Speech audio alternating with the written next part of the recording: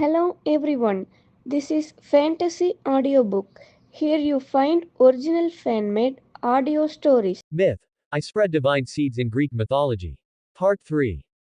Selene raised an eyebrow. You seem to have forgotten, Your Highness Selene. Seraphine held the black stone scythe horizontally in front of him, its dark blade seemingly capable of slicing and devouring even moonlight. One of the most famous powers of this black stone scythe is the ability to cut and separate the source. He paused, his gaze sweeping over Selene's exquisite face. If you didn't have your source, I might still be somewhat wary of you. After all, that would only allow the black stone scythe to exert its sharpness.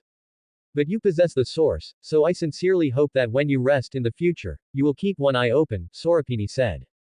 His voice wasn't loud, but it carried a chilling quality that seeped into your bones.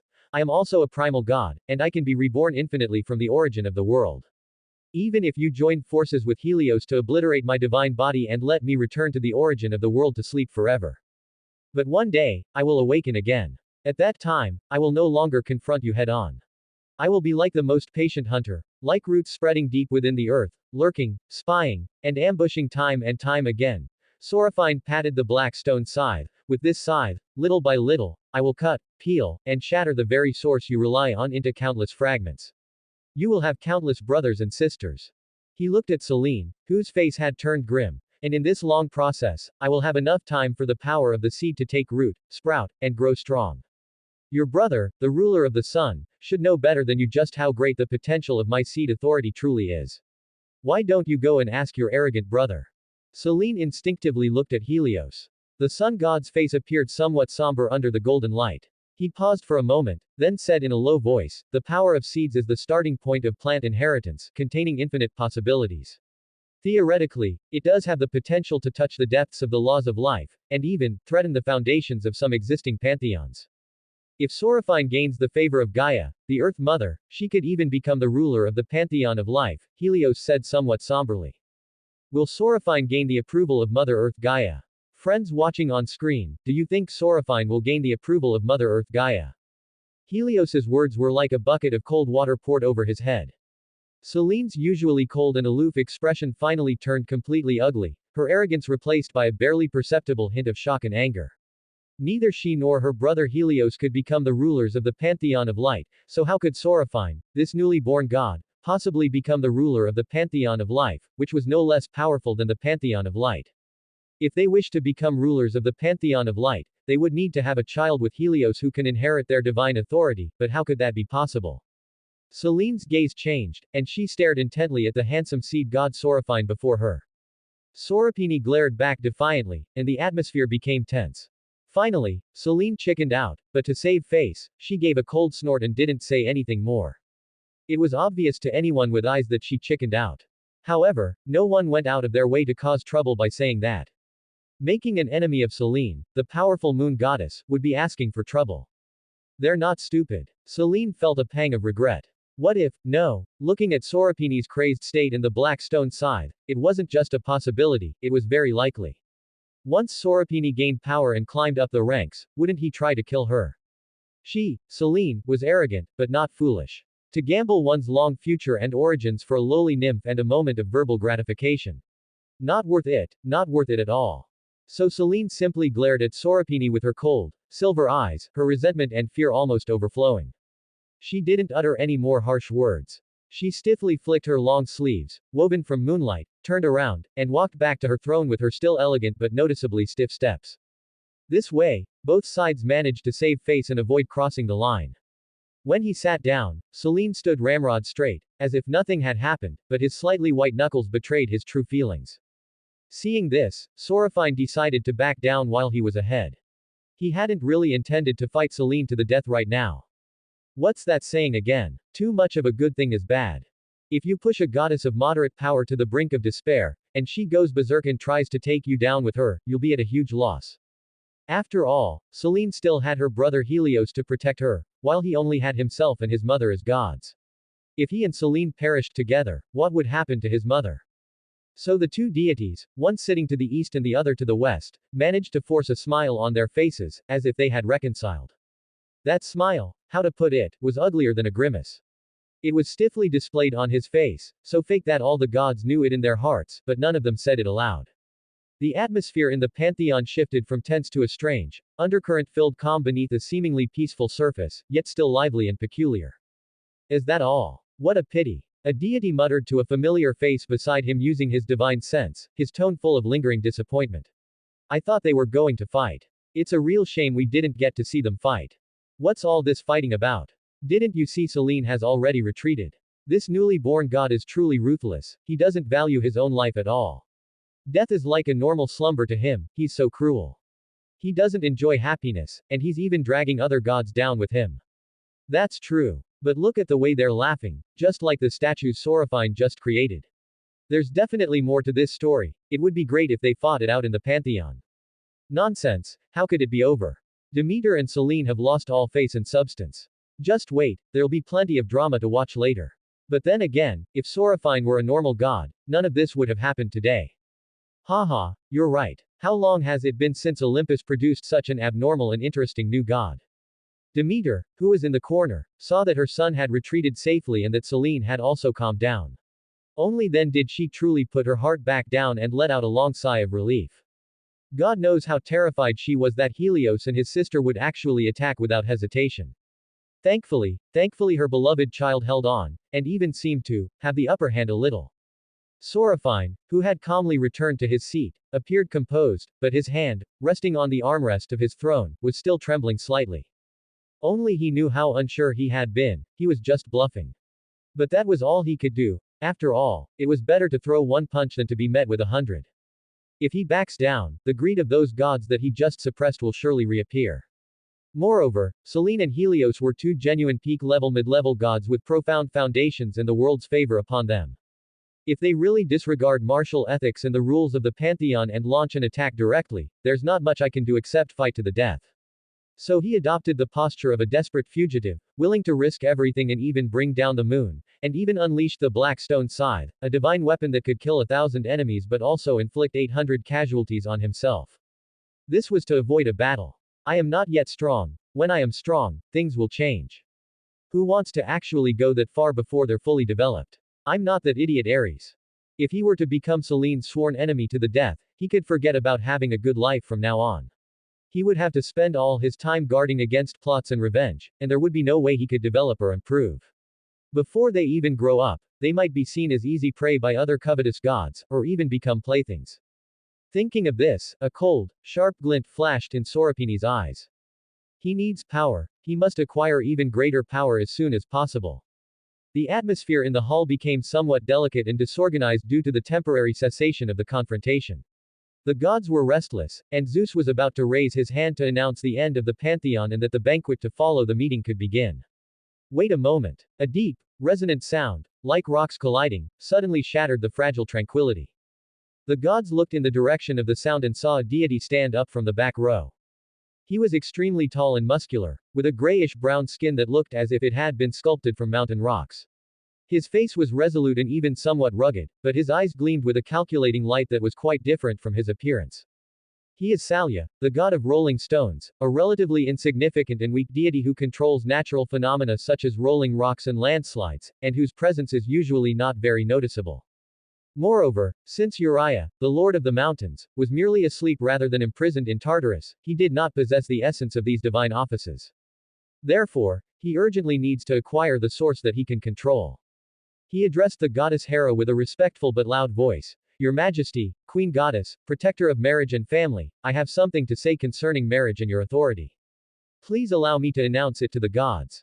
Hera sat regally on her throne as queen of the gods beside Zeus, exuding nobility and elegance.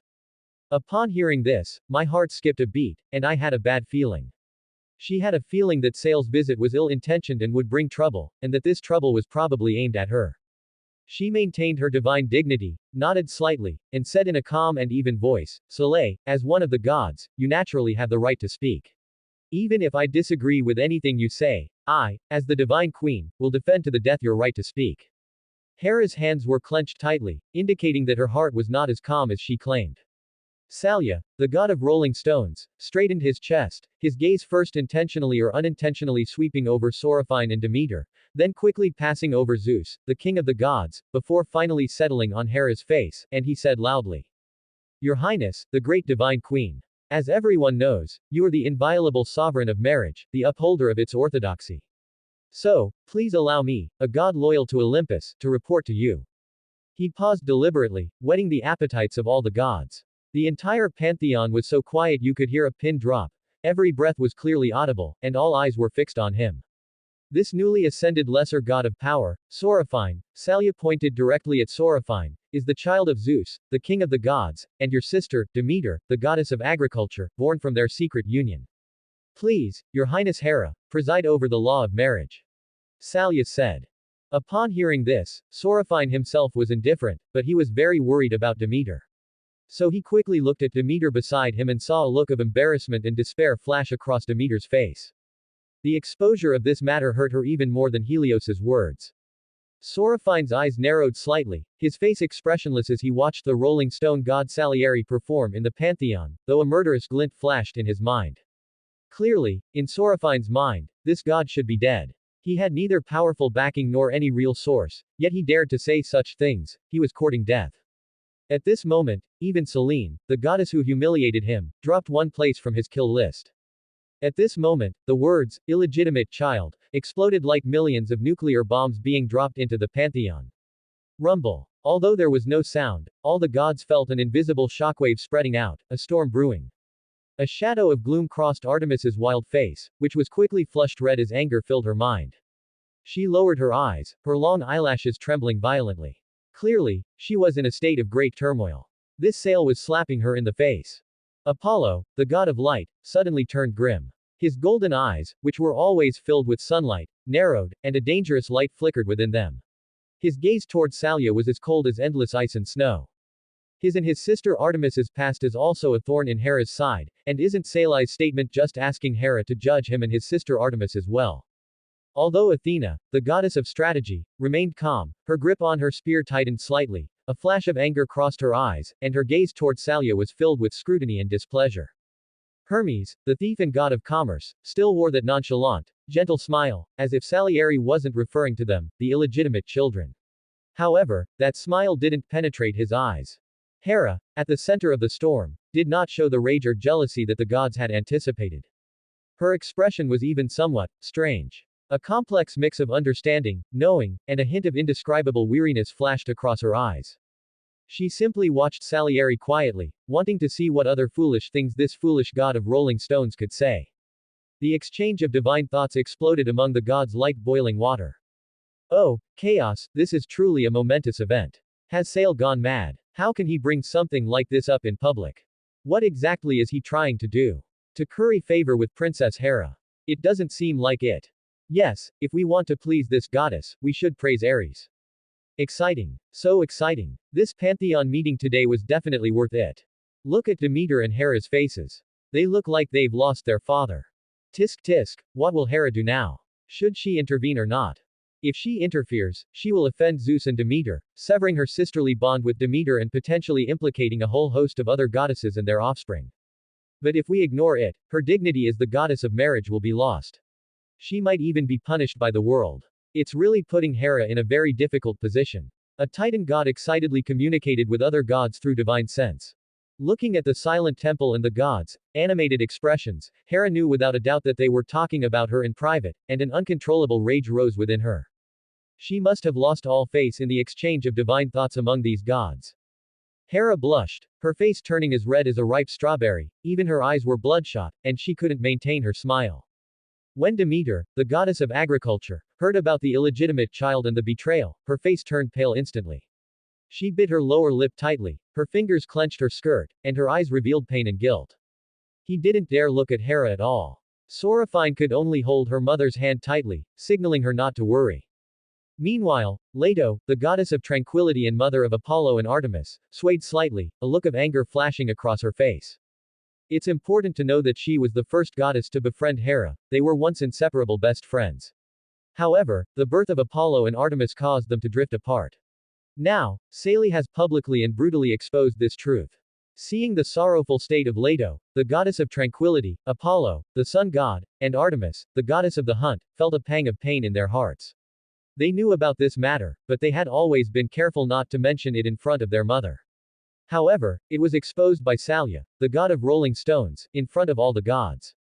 At this moment, their eyes were filled with heartache and anger as they looked at their mother.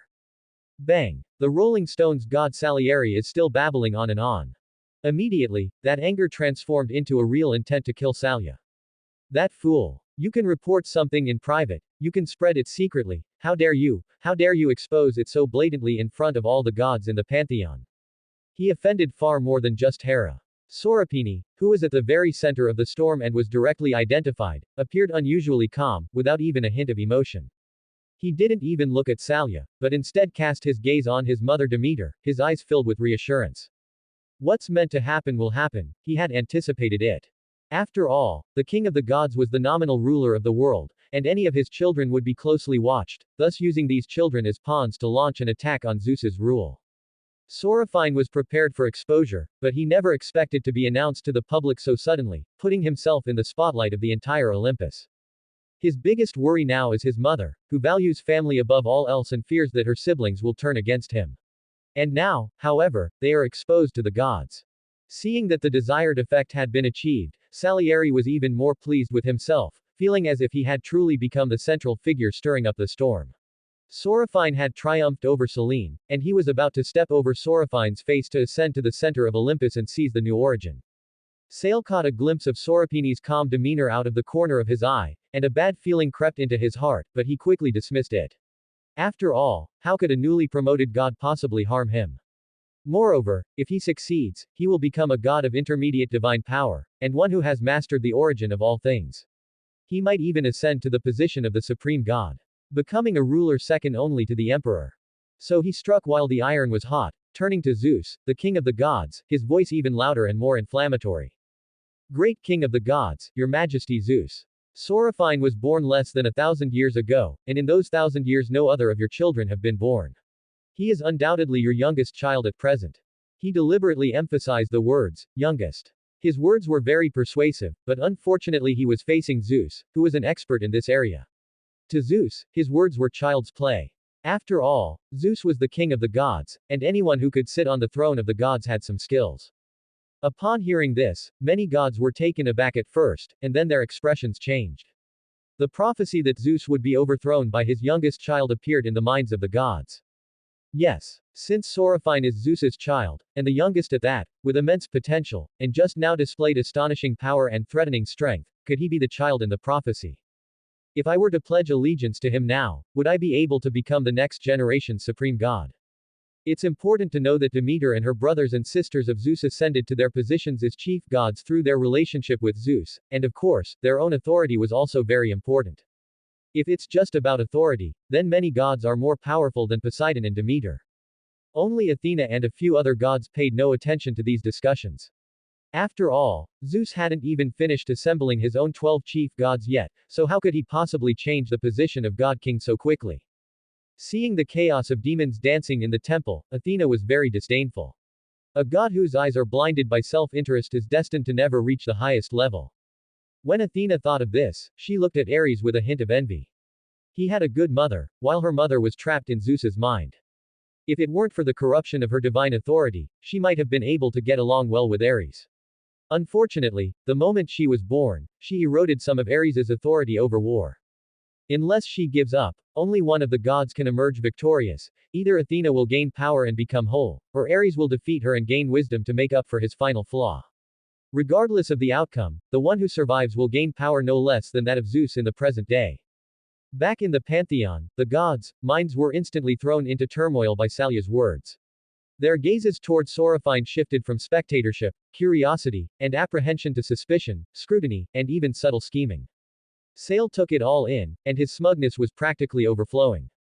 He felt as if he had touched the edge of that powerful authority, stirring up the winds and plucking at the heartstrings. Look, he influenced the emotions and thoughts of so many powerful gods with just a few words. Perhaps, like Sorafine threatened Selene, he too can find a unique path and forge his own original divine authority. Once he becomes a primordial god, who would dare to easily harm him? What did these gods we offended today matter then? In the end, their anger could only fade away with the passage of time. Speaking of this, he still had to thank the god Sorafine. After all, if Sorafine hadn't threatened Selene, he wouldn't have come up with such a good idea. If a newly born god like Sorafine can threaten Selene, how could he, an established god at the peak of weaker divine power, not be able to? As Sala, the god of the rolling stones, thought this, his gaze toward Sorafine was filled with undisguised mockery, disdain, and a hint of cat-and-mouse amusement. He wanted to see what the god of seeds, Sorafine, could do in the face of such a difficult situation. What other choice did he have but to remain silent? Did they really dare to attack him in front of everyone in the pantheon? However, what made him slightly uneasy was that Sorapini's expression remained unchanged, his coldness seemingly welded to his face, as if he were not the god who had just been repeatedly scrutinized by the gods with their gaze and divine sense. The illegitimate child who was the subject of much discussion was not him at all, he was just an ordinary god who had nothing to do with the matter. Something's not right here. Sale felt a little uneasy. What was wrong with Sorapini? He was neither angry nor in pain, nor even embarrassed by being exposed in public. You should know that the gods whose secrets he exposed would show embarrassment and anger, but Sorafine showed none of that. This doesn't make sense. No, no, no, it must be an act, a bluff. How could he possibly remain unmoved? Just as Sale was filled with doubt and surprise, Sorapini finally spoke. His voice was not loud, but exceptionally clear, carrying an icy indifference, and his gaze was fixed directly on Sale. Sale, what are you trying to say? Does my background have anything to do with you? He paused, as if stating a fact unrelated to himself. Yes, I am the child of Zeus, the king of the gods, and Demeter, the goddess of agriculture. My mother did not conceive me willingly. When I was born into this world, she conceived me, raised me, and gave me the first warmth and protection of my life. That is enough. Love is enough to establish the mother-son bond between me and His Highness Demeter. Sorafine said calmly. Then, his tone suddenly turned cold, and his gaze became like needles. But now, you stand on the so-called interests of Olympus to condemn a poor mother, and you are making a big fuss about it in the pantheon, making it public. Salya, tell me, what are your true intentions? Sorapini leaned forward slightly and said in a voice only Sala could hear, laced with sarcasm, do you really think that by acting like a hero in a ridiculous play, putting on all your acting skills, anyone will appreciate you or be grateful for what you call upholding dignity? It's utterly laughable. My mother is Hera's sister, the queen of gods. Do you think you, a laughable god of rolling stones, can destroy their relationship? You. Salieri's expression changed drastically, as if he had been stepped on. A hint of panic flashed in his eyes. Sorafine was right. If Hera didn't intend to pursue the matter, then everything he had done was meaningless. He then glared at Sorafine and shouted, nonsense. I was only trying to uphold the dignity of Her Majesty Queen Hera. Your existence, your origins, are the greatest harm to her. She could never harm. Sorafine scoffed, her laughter filled with murderous intent. Who do you think you are? One of the three fates, or Themis who holds the law? What right do you have to so casually judge the sins of a god? You arrogant god. What you are defending is nothing but a ridiculous farce you have imagined. What you have truly hurt is my mother's feelings and reputation. Sorafine said calmly, as Demeter's child, I have the need and the responsibility to seek justice for her. Seek justice. Ha ha ha ha. Salya laughed exaggeratedly, as if he had heard the biggest joke in the world. The laughter was particularly jarring in the silent temple. You, a ridiculous god who only knows how to manipulate seeds and mushrooms. Seek justice for Demeter, this unworthy chief god. Demeter's power was only used for healing, and had no other abilities. He even imitated a certain affected gesture, raising a finger and pinching it lightly, as if he were pinching a tiny mushroom, the gesture like he was pinching a small insect.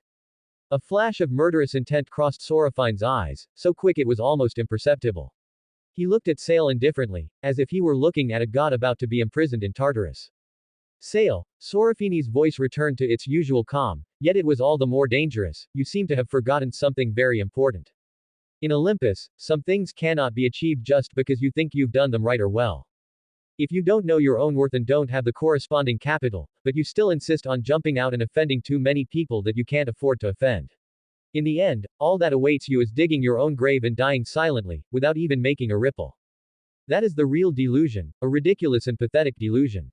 These words were like a bucket of ice water poured down Sale's spine, instantly cooling the smugness and excitement he felt from stirring up trouble.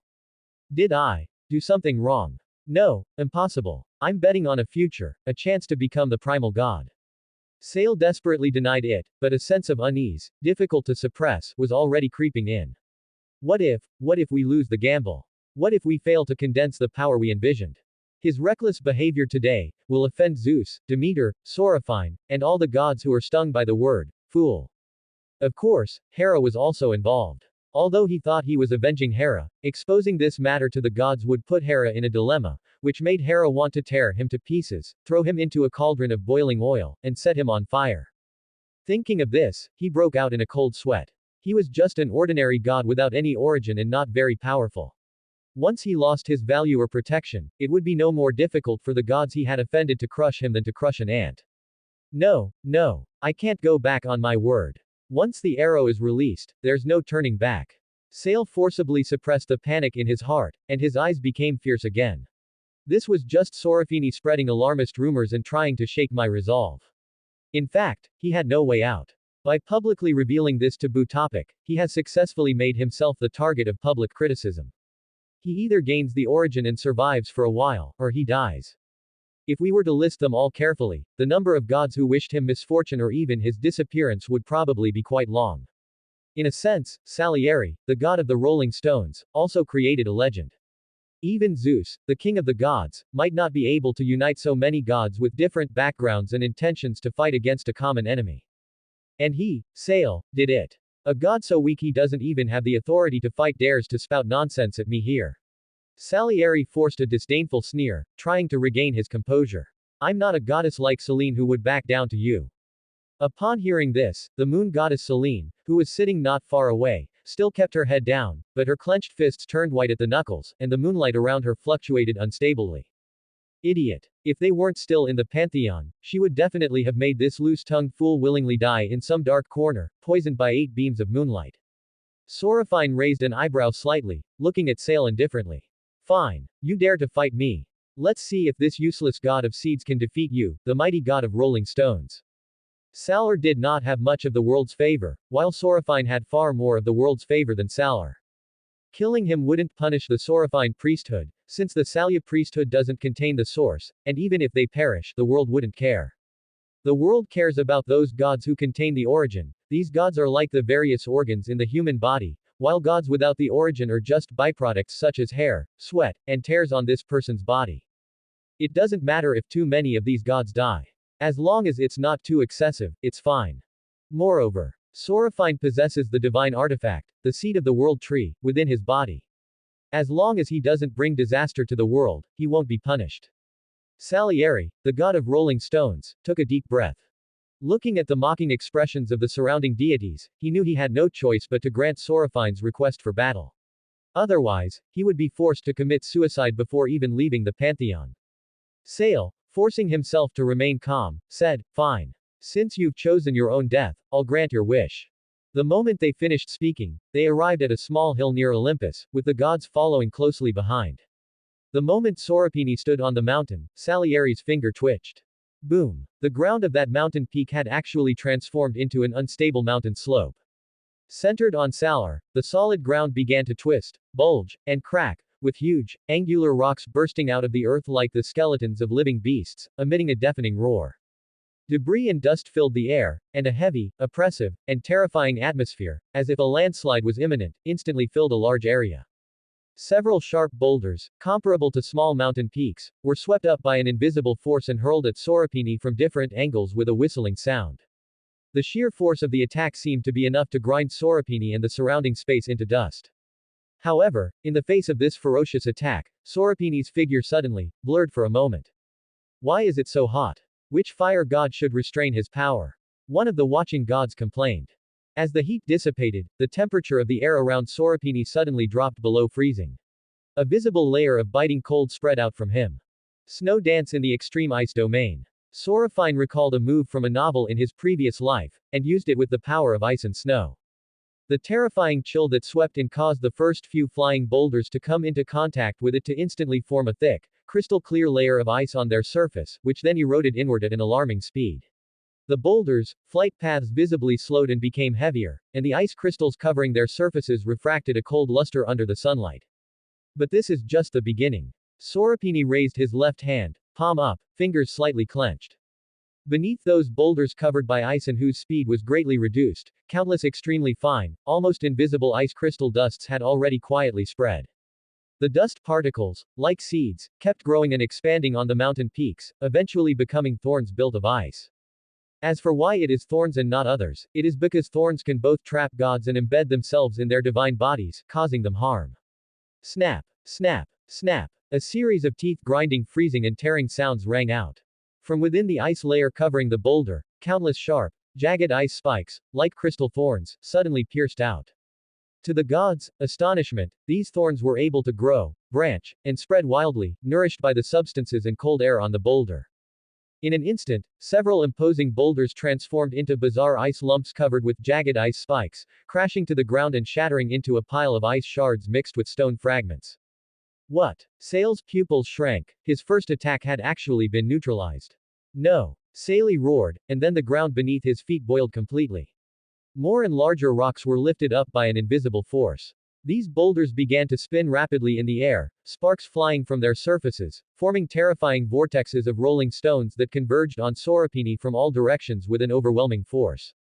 Sorafine's right hand is loosely clenched. A completely different wave, full of vitality and hidden power, quietly spread out from Sorafine. Under the power of the seed authority, those boulders began to crumble. Bang bang bang bang. A series of muffled yet astonishing explosions came from inside the boulder. The seemingly unstoppable, high-speed spinning boulders suddenly developed countless spiderweb-like cracks on their surfaces. Then, instead of being shattered by external forces, they seemed to burst open from within, exploding one after another. Large and small fragments of rock, mixed with ice shards, shot out in all directions, instantly collapsing the perfect encirclement into a chaotic rain of rubble. This is impossible. How could you so easily dismantle my authority? Salier exclaimed. Just as Sale was about to resist, Sorafine took out the divine artifact, the seed of the world tree. Then, a tender, emerald green sprout emerged from the debris and grew and spread upwards at an astonishing speed, eventually winding its way up Sale's divine body. No. What is this? Get away. Sale cried out in terror. He felt his divine power being rapidly absorbed by the strange branches, and his physical strength was gradually disappearing. He tried to break free, but the spreading greenery was like the strongest magnet, firmly adhering to his body. No. Sale's cries grew fainter and fainter until they disappeared completely. In just a few breaths, Sale collapsed to the ground in a sorry state, his body like a dried-up corpse. No. Sale, his body limp like a dead dog, cried out to Sorapini with terror in his eyes, No, don't kill me. Salya is a god, but he is not the original god. After death, he cannot return to the origin and be resurrected. So when he died, he truly disappeared into the world. Sorapini will only receive a minor punishment. Sale dragged himself toward Sorapini, grabbed Sorapini's foot, and looked at him with regret in his eyes. He should have known better than to provoke Sorapini. I was wrong. Sale's eyes pleaded. He hadn't even had a chance to truly enjoy life. How could he die like this? He is not a lowly daimon, he should live a good life. That's not how the script was written. You don't know you're wrong, you just know you're going to die. Sorafine smiled slightly. Now let this weak and useless god send you on your way. Sorafine conjured a spear made of ice, his eyes cold. He didn't care about such a god. After all, he was just a fool. What to do? What to do? As the ice crystal spear drew ever closer, Salai's fear intensified. How could he possibly get Sorafine to spare him? Salai's desiccated body trembled uncontrollably. Meanwhile, Artemis, the goddess of the hunt, stood at a distance with a look of smug satisfaction in her eyes. She felt that the god who insulted her mother deserved to die 1,000 times over. If Sorafine hadn't intervened, she would have made sure that the Rolling Stones god Salieri was shot 8 times in the back and forced to commit suicide. Wait. Wait. Sale suddenly remembered something and roared, Sorapini, don't you want to know who told me about your origins? Help me. Sale cried out in a hoarse voice, looking in one direction, if you don't save me, I'll tell everyone. Sale only now realized that this was a trap, but he foolishly jumped in. I'm telling you, Man. Take this Mamba elbow strike. Sorapini's eyes flashed with a sharp glint, and then his elbow struck the man's throat, silencing him. Even on the verge of death, there's no peace, Sorapini cursed inwardly. How could he not know that there must be a divine force manipulating the Rolling Stones god Salieri? It's precisely because he knows this so clearly that he wouldn't ask such a stupid question. If he were to find out, he would be bringing another enemy to the surface, and he still has to contend with Helios. He doesn't have time to make a new foe. Of course, he will seek revenge, but that will be after Helios loses power, it's too early now. Meanwhile, the god standing near Zeus had a hint of regret in his eyes. Salya hadn't managed to humiliate Sorophine, instead, he had established Sorophine's authority. What a blunder. He shouldn't have chosen such an idiot. But if Salieri, the god of the Rolling Stones, hadn't been such a fool, he wouldn't have been used by him. It can only be said that fortune and misfortune are intertwined. Sale didn't quite understand why Soropini was stopping him from revealing the culprit. Wasn't he most concerned about his mother's reputation? If you say it out loud, then we'll know who he is. Salya died with his eyes open. In the end, his body turned into rolling stones, and his soul became sand, becoming part of the world. Hades, the god of the underworld, looked on with a hint of regret. If he could collect the soul of a god, his authority would be greatly enhanced, and he might even have a chance to surpass his powerful brother, the god King Zeus. Sorophine smiled gently and said, I'm sorry, I'm just a god who has been around for less than 1,000 years. I couldn't control my power, so I accidentally caused the death of the Rolling Stone god Sale. I hope everyone can forgive me. Upon hearing this, Ares's face showed a hint of dissatisfaction. Even he had to pay a price for killing a god, so why could Sorophine do so? Are you suggesting we use the excuse that he's still a child? The other gods also fell silent. Just then, Sorophine said, because I killed the Rolling Stone god Salya, and Lord Uriah, the Lord of the Mountains, is asleep and unable to recreate the Rolling Stone god, the world asks me to recreate a Rolling Stone god. However, because I was born too recently, I hope everyone can help me find a new Rolling Stone god. I will not participate in any of the selection process. Upon hearing this, the gods' eyes lit up. Prince Sorophine is just a child less than 1,000 years old. It's normal that he can't control his strength. I think we should just let this matter rest, said a mountain-type deity, his eyes lighting up. Yes, yes, yes, yes. Another mountain-type deity echoed. The god of Rolling Stone bullies men and women on earth and always insults our believers. A being like Salya should not be a god. Your Highness Sorophine is removing a pest for the gods. The other gods echoed. While the Rolling Stone divine office is merely a useless position for most gods of medium divine power, it is a powerful position for a large number of gods stuck between weak and low divine power, representing a possibility for them to advance further. Now that Sorophine has relinquished this benefit, how could they not go mad? After all, 90% of the gods in the world are gods with weak divine power. Ares looked at the group of gods who were speaking up for Sorophine with a strange expression. Why were they praising Sorophine's wisdom when they had just been condemning him? What happened? In fact, they previously attacked Sorophine because Sorophine could kill a weak god at will without punishment, or at least in their view, without punishment. This was terrifying, because it meant that Sorophine could also kill them at will. As for the possibility that Sorophine's punishment for killing the god was offset by the world's favor, they subconsciously ruled that out. After all, what world's favor could a god who was less than 1,000 years old have? They're still playing around at this time. It's already a miracle they're not committing sins or being rejected by the world. How could they possibly expect the world's favor? It's no wonder they think that way.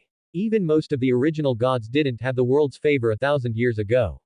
They were only given a little bit when they barely performed their divine duties, which offset the previous punishment. If Sorophine knew what they were thinking, he would definitely complain, how can this be the same? He fulfilled his duties voluntarily, the world never urged him in the slightest. They're a bunch of lazybones who are constantly urged by the world before they fulfill their divine duties, thus barely going through the motions. How can they be the same? But I digress. Let's get back to the reason why the gods changed their expressions. That's because Sorophine completely entrusted a divine office to this group of gods with meager divine power. After all, gods of weaker divine power look down on such a divine position, so they can only choose from among their group of gods with meager divine power. Although it's like a lottery, at least they have a chance. How could they not see such an opportunity? Zeus then spoke up, glancing at Sorophine and saying, Solophini, you are quite good. The world's favor is truly abundant, enough to offset the punishment for killing a god of weak power.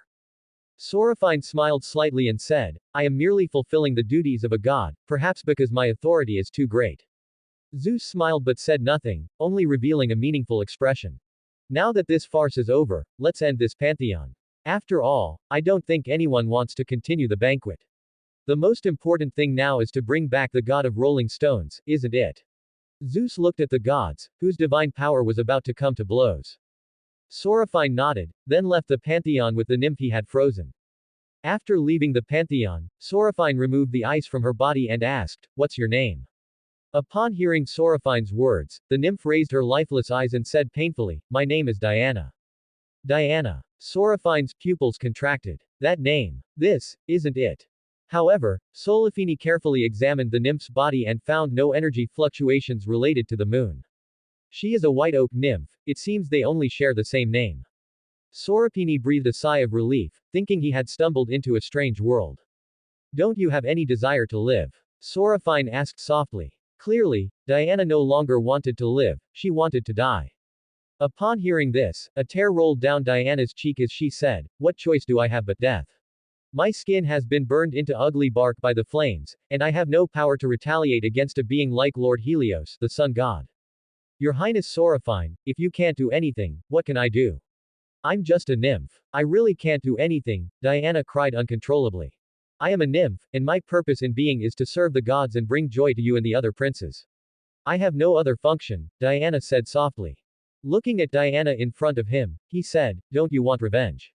"I dare not." She was afraid, not unwilling. Looking at Diana, Sorafine asked earnestly, "What if I could give you this opportunity? Diana, I could make you a god, and then even have the chance to weaken Helios's power, ultimately dethroning him as the sun god. He can ignite your skin at will, isn't it because he's the sun god? His power causes you pain." Sorafine slowly approached her, gently stroking the flesh beneath the burned skin, saying, "And I have the ability to turn you back to your original form. Even more beautiful." Upon hearing the word, beauty, a glint flashed in Diana's eyes. "I'll do anything if your Highness Sorapini can make me back to how I was before.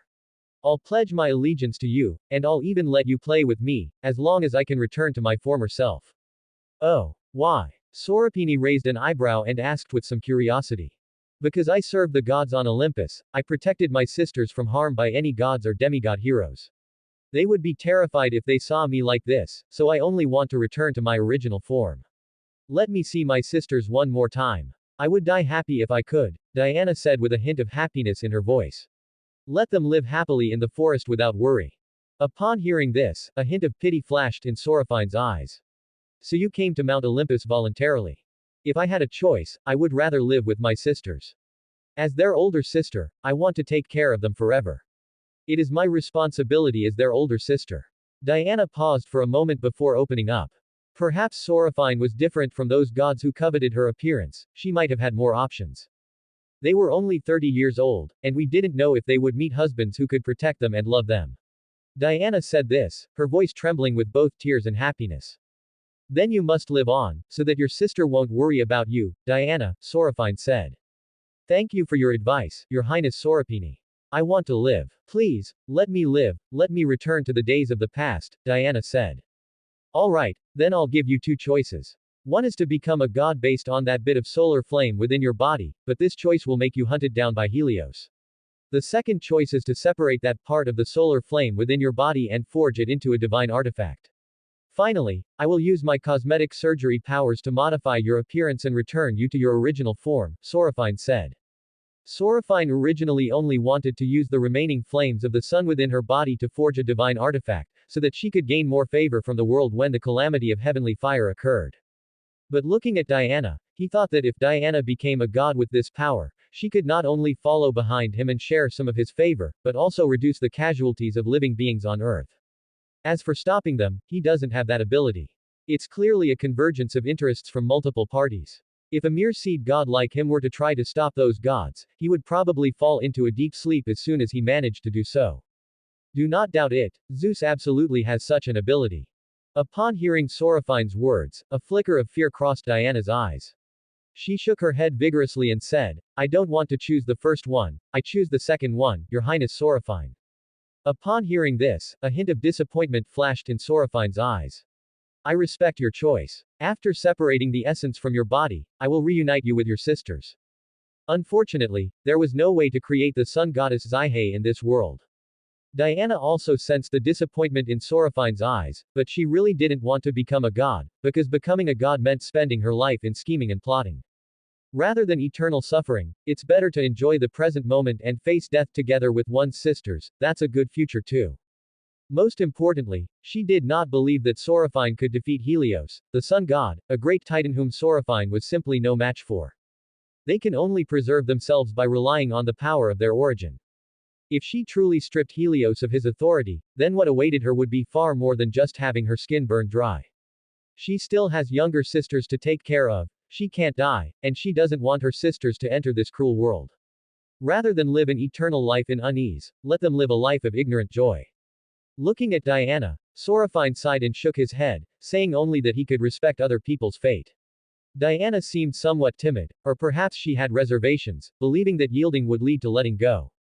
Unfortunately, some gods do not grant her wishes. If she takes a step back, will Helios stop advancing? No, impossible. How could someone as petty as Helios not care? The moment she gave up, Diana's future would be overwhelmed with pain. I can only hope she won't regret this choice. How could Sorophine, as a deity, not see through Diana's self-righteous thoughts? However, this had nothing to do with Sorophine, it was Diana's own choice. Sorophine then sighed and said thoughtfully to Diana, I hope your future will be as you wish. Sorophine was not a saint, nor was he the bodhisattva Ksitigarbha who was willing to redeem every living being. He didn't consider himself that great, he only wanted to do a little extra good deeds to protect his own achievements and bring some salvation to other gods without affecting his own interests. This is all predicated on the creature itself wanting to be saved, rather than someone else leading her out of her predicament. Since Diana was unappreciative, Sorophine wouldn't try to save her by being cold-hearted. His eyes changed, and he put away his pity, saying calmly, Diana, let's go see a god. He can separate that portion of the sun's power from your body and forge it into a divine artifact. After that, I will modify your appearance and even make you more beautiful, Sorophine said. Upon hearing Sorophine's words, Diana's eyes lit up, and she nodded emphatically, imagining the scene after her appearance was restored. Sorophine flicked his finger, and the next second, they arrived at the temple of Hephaestus. Clang, clang, clang. The sound of hammering as divine artifacts were forged echoed from the temple. Diana looked around in a panic at the flames engulfing the temple and the stench of lava raging in the air. As a tree nymph, what she fears and hates most is fire. So, did Sorophine bring her here to burn her alive? Just as Diana was lost in thought, Sorophine smiled and said to the god who came out of the temple, Your Highness Hephaestus, I would like to ask for your help. The handsome, red-haired, red-eyed deity who emerged from the temple puzzled Diana. Who is this deity? If it were an Olympian god, she should have some recollection of it, but she has no recollection of this god at all. Could it be a newly born god? As for Sorophine's call of Hephaestus, she overlooked it. After all, Hephaestus was a legendary, extremely ugly god of blacksmiths, how could he be so handsome? However, Diana did not reveal her true thoughts, and the two gods did not pay attention to her. At this moment, Hephaestus glanced at Diana standing behind Sorophine and said, What do you want me to do? And you even brought a nymph along. Looking at Diana's body, which was covered with traces of the sun's flames, a hint of pity flashed in Hephaestus's eyes. I sense the aura of the sun's flames from her. Is she a nymph punished by Helios? Hephaestus asked. Sorophine sighed and said, She is a nymph who suffered an undeserved calamity because of my struggle against Helios. So I've come here to ask you to forge that part of the sun's power into a divine artifact after I separate it from her body, Sorophine explained. And I will then modify her appearance to make her look exactly the same as before. Even more beautiful, Sorophine said, looking at Diana's scorched face. Upon hearing this, Hephaestus's gaze softened. Sure enough, Sorophine was still the same, showing a touch of extra pity towards other gods or beings. That makes sense, though, if it weren't for that pity, he wouldn't have been able to become friends with Sorophine. Alright, we've talked too much. Let's begin, Sorophine said. He then looked at Diana and said, Diana, I am now going to begin separating that part of the sun's power from your body. Upon hearing this, Diana nodded heavily, a tear glistening in her eye, and said, Thank you, Your Highness Sorophine. She was constantly burdened by the sun's power, which scorched her frail body. If it weren't for the power of Sorophine's ice and snow suppressing the sun's flames within her, she would have been in dire need. He's probably burned to ashes by now. She was grateful for Sorophine's help, but she did not want to get involved in the battle between Sorophine and Helios. Thinking of this, Diana's eyes held a hint of determination. Let the spark of Helios within me be my repayment to His Highness Sorophine. After all, I have nothing else to give His Highness Sorophine besides this. Soon, Sorophine took out the black stone scythe and cut off the wisp of solar power from Diana's body. Diana had expected to feel pain, but it was completed so quickly and she felt nothing at all, as if a breeze had passed by. After that, I could no longer feel the burning pain in my body or the unease of losing my strength. However, Diana was not happy. Instead, she felt a sense of unease, as if she had missed a tremendous opportunity. The moment the sun's power left her body, she opened her mouth, but couldn't say anything. In fact, it was because, under the suppression of Soraphine's power, the wisp of solar flame within Diana's body had already merged with her to a certain extent. So, if she could persist for 100,000 years, she could become a god. Of course, this required the suppression of Soraphine's icy power.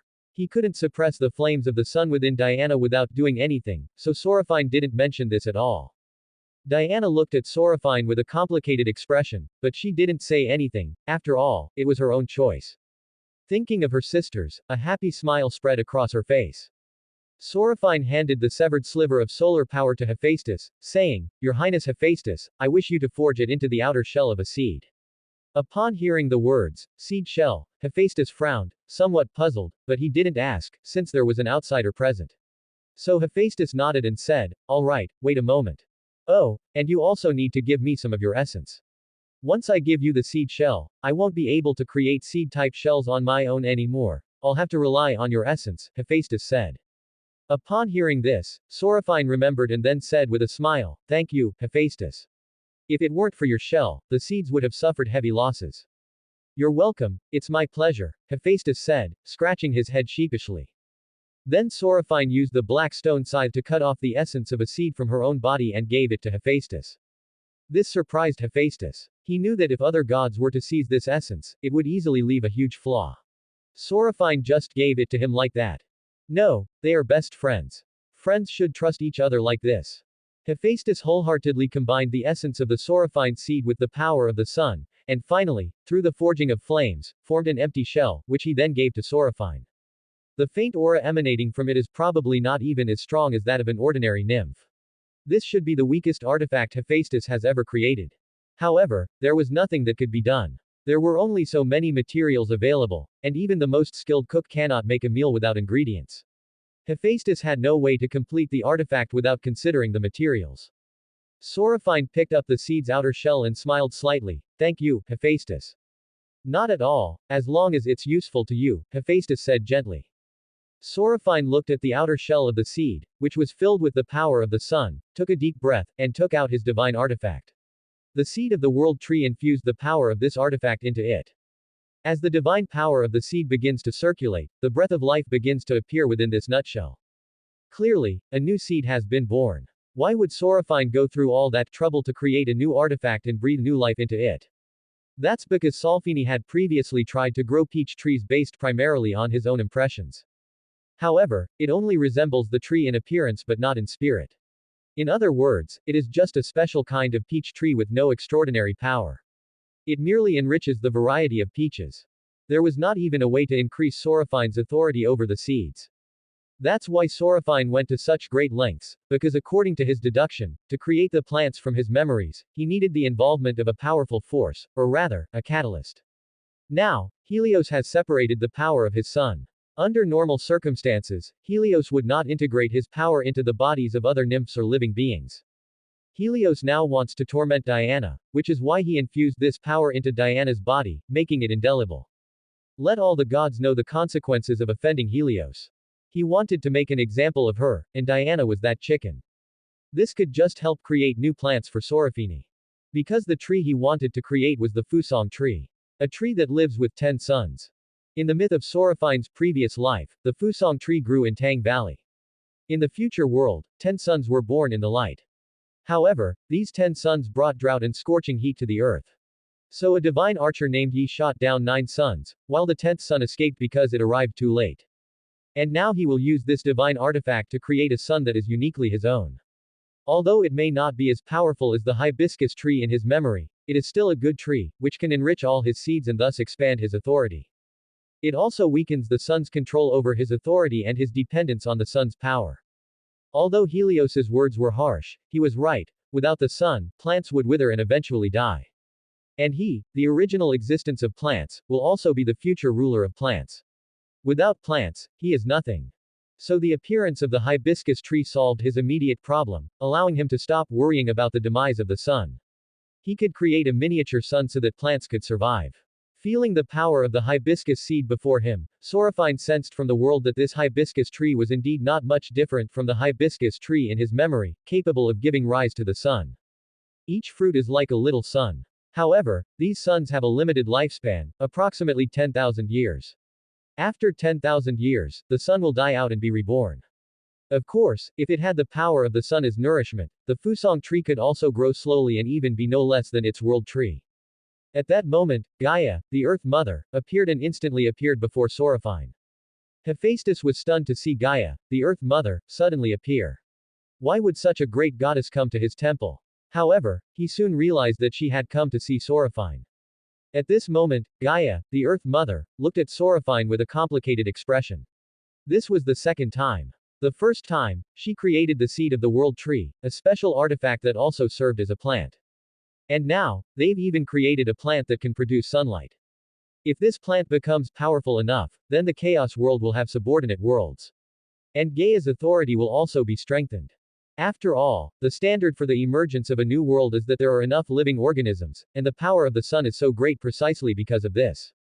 The power of the sun was split, but even so, Helios was still at the peak of the middle level of divine power, just a little short of becoming a god with great divine power.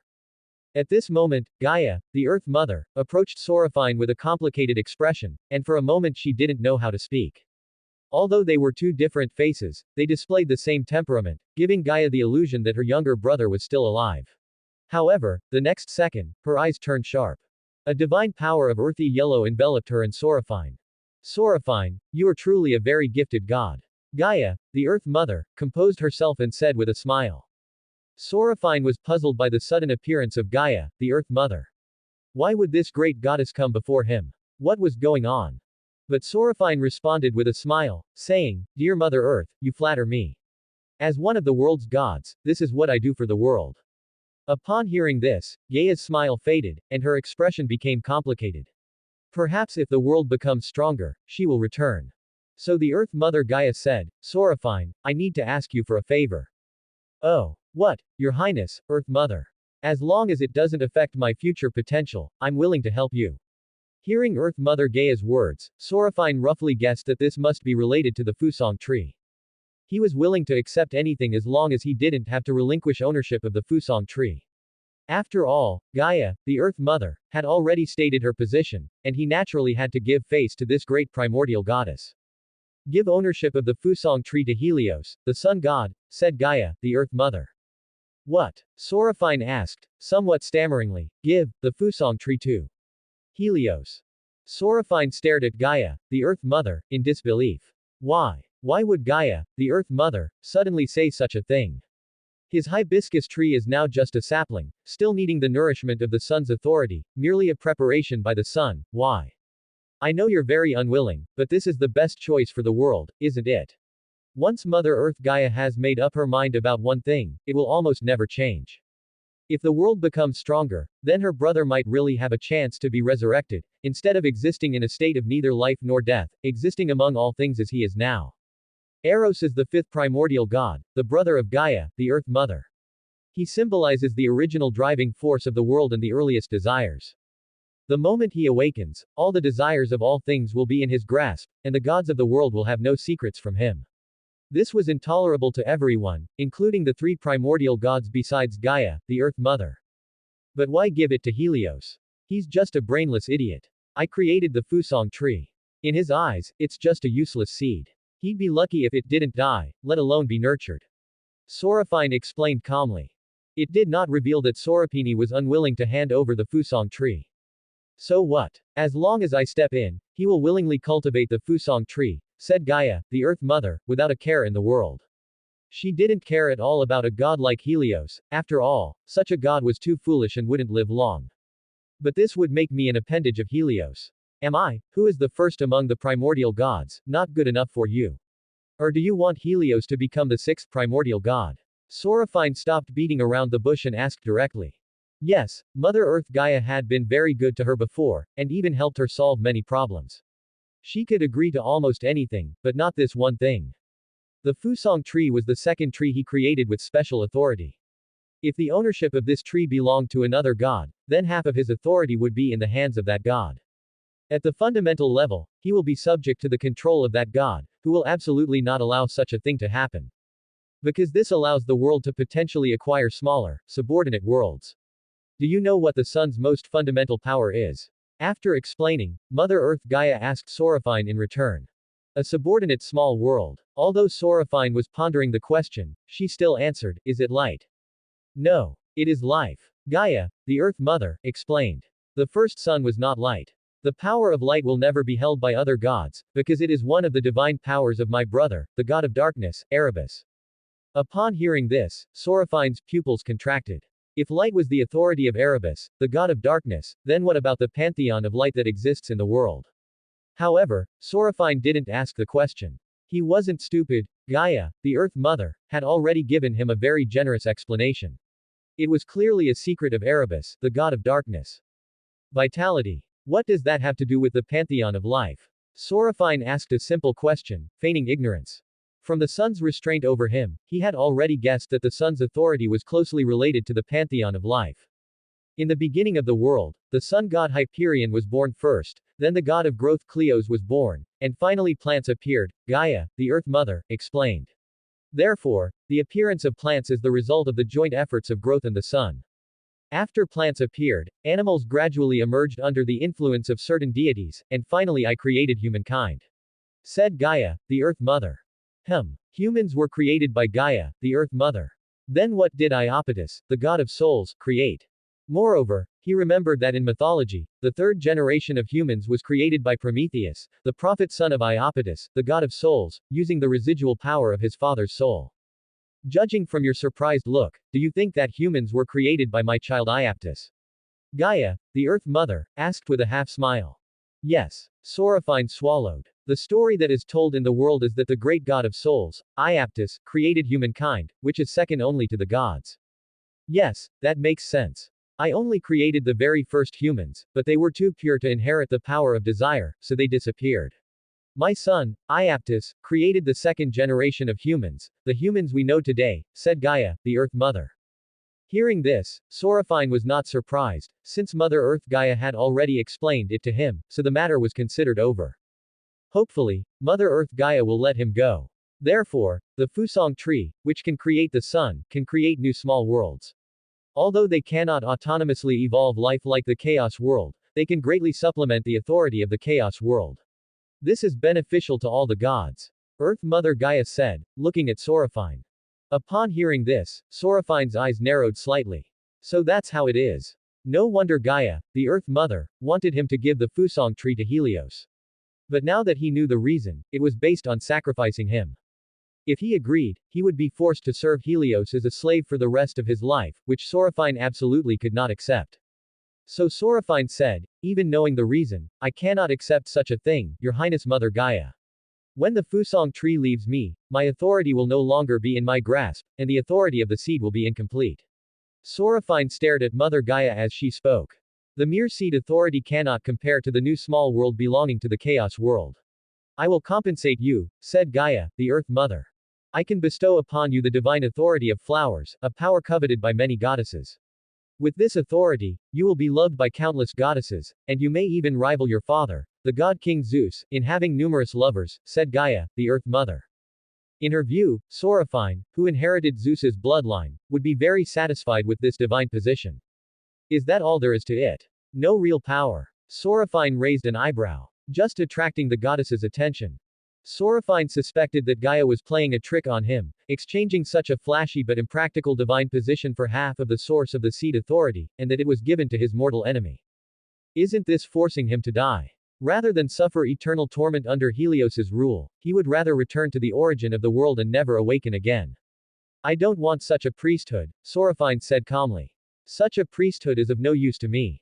The power of flowers is also useful to him, as it can supplement and improve the power of plants. However, the power of seeds has been divided up. Even if he integrates the power of flowers into plant reproduction, it will only benefit Helios. He would never do that. So, Seraphine, you don't want to hand over the Fusong tree. Earth Mother Gaia narrowed her eyes, looking at Seraphine calmly. I'm discussing this with you, but that doesn't mean I can only discuss things with you. Your Majesty, Mother Earth, are you trying to kill me? Don't you know that the conflict between me and Helios is irreconcilable? I can never become his god. Under the pressure of Mother Earth Gaia, Seraphine responded word by word. Then it's not up to you, Seraphine. You are powerful and intelligent, but this concerns the expansion of the world. I'm sorry, but get some sleep. You will wake up once everything is done. I can assure you that Helios will not seek revenge on you. Said Gaia, the Earth Mother. Your Majesty, if you do that, I will burn my soul and the essence of my seed. Seraphine stared sharply at Mother Earth Gaia and said. Perhaps what he said is ridiculous, like an ant threatening an elephant. Then the hibiscus tree, without the nourishment of my source, will only slowly wither and eventually perish under the influence of the sun's power. Seraphine said. Upon hearing this, Earth Mother Gaia frowned. Seraphine was right. If the seed's origin were to perish, all plants born from the seed's origin would have their roots removed, and maintaining their power would require a great deal of divine power. Such an outcome is unacceptable to Gaia, the Earth Mother. Mother Earth Gaia hesitated. If Seraphine really did that, her idea of expanding the world would be in vain, and might even cause the world to regress. Seeing Gaia's hesitant expression, Seraphine breathed a sigh of relief. Hesitation was good, it meant there was still room for negotiation. Then Seraphine took a deep breath. It seemed he was about to unleash his ultimate move. He hadn't wanted to reveal his secret so quickly, but it looked like he had no choice but to. Seraphine took out the World Tree seed and looked at Mother Earth Gaia, saying, Your Highness, do you still remember this special artifact? Its power comes from my first two artifacts, the first fruit of the golden apple, and the artifact born from the first seed from which my power evolved. Seraphine said. Oh, this artifact is quite impressive. When it reaches its limit, it can support the heavens and earth, allowing the world to expand slowly. However, the value of this artifact is not as great as that of the Fusang tree, said Gaia, the Earth Mother, without any concern. Moreover, it requires your divine power to nurture it, so it can only be said that it is dispensable. Then let me tell you, Your Majesty the Earth Mother, it can also give birth to small worlds. Seraphine said. Impossible. It's impossible for it to have such an effect. If it did, then my first time. Mother Earth Gaia's voice trailed off as she suddenly remembered something. She stared intently at the world tree seed that had sprouted a hint of green, an influence from the world. Only the power of the world can shield my senses. Mother Earth Gaia coldly stared at the air behind Seraphine. So that's how it is. I thought the world tree's seed was a tree that supported the world, but I never imagined it was a tree that created smaller worlds. Mother Earth Gaia said indifferently. The life force of the world tree's seed is linked to your life. Earth Mother Gaia immediately recognized the connection between this artifact and Seraphine. So if you die once, this artifact will die. What audacity! Seraphine. Only now did Mother Earth Gaia look seriously at the descendant in front of her. Was he really not afraid that this artifact would disappear completely after his death? It was the source of his power. If she were in the environment of Seraphine, she probably wouldn't have the courage to let such an artifact be tied to her life. After all, gods can regenerate infinitely, but when a divine artifact dies, it is truly and utterly dead. Seraphine gave a bright smile and said, Oh, I don't know either. It's just a coincidence. It accidentally merged with my soul. When Seraphine learned of the effects of the world tree seed, he knew he couldn't keep it. So he merged it with his soul. Although it caused him some pain, it was nothing compared to the value of the artifact. After all, is a divine artifact still a divine artifact without its creator? He would rather be destroyed than let his divine weapon become nourishment for his enemies.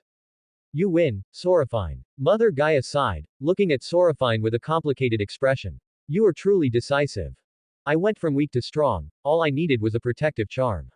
The power of the seed made me a primordial god, but with it came extreme weakness. Seraphine's eyes were bright, clearly, he had always known what he needed. I will bring new authority to the world and progress together with it. I am the god of the world, and the world is a collection of gods. Our relationship will never change. Seraphine said, looking at Mother Earth Gaia.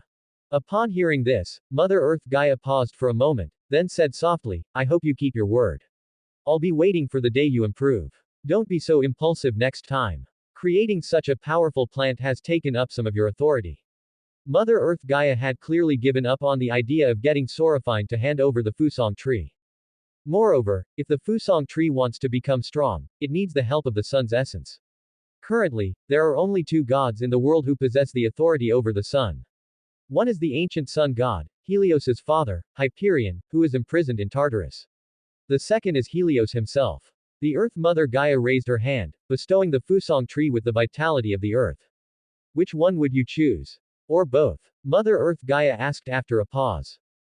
Your Majesty the Earth Mother, some things will automatically come to my side. Do you believe it? Seraphine revealed a meaningful smile. Are you referring to Zeus's scheme? He hid it very well, but unfortunately, he lives on Olympus. As long as he lives on Earth, he can't hide it from my body, said Gaia, the Earth Mother. What's wrong, Your Highness Gaia? Do you not believe Zeus's plan will succeed, or do you feel reluctant to let His Highness Zeus cause too much damage? Seraphine asked Gaia, looking at her with some nervousness. What if he awakened Gaia from her slumber and thus developed the idea of stopping this battle? Then Zeus and Apollo's scheme failed. And what about his divine role? No. What am I thinking? Seraphine was startled, then began to examine his own problems, because he found that he seemed to have become possessed by evil, and was resorting to unscrupulous means. He actually wanted to use all the living beings in the world to build up his power. He had the ability to stop this, but instead of trying to stop it, he let it go. There's a saying that's very true: losing your humanity is losing everything. The reason he was valued by Hephaestus and looked up to by Zeus was because of his special humanity, which came from his previous life's education. If he lost this special humanity, what difference would there be between him and gods like Zeus? If one imagines a future where anyone would stop at nothing to gain profit, then the first thing they would sacrifice is this world. Seraphine began to ponder why he had become like this. He reflected on himself every day, looking for his shortcomings, but such thoughts still kept popping into his mind. Has he become a puppet of other gods? Seeing Solophene's terrified expression, Gaia, the Earth Mother, narrowed her eyes in shock. The power emanating from Solophene came from Eros, her brother. A great being that symbolizes love, desire, and the progress of the world. With just a wisp of his power, he could ensnare a powerful god. So why was Seraphine able to escape the influence of desire and even perceive that he was being affected? How terrible is this? Has Eros's power weakened? No, it's not about escaping the influence of desire.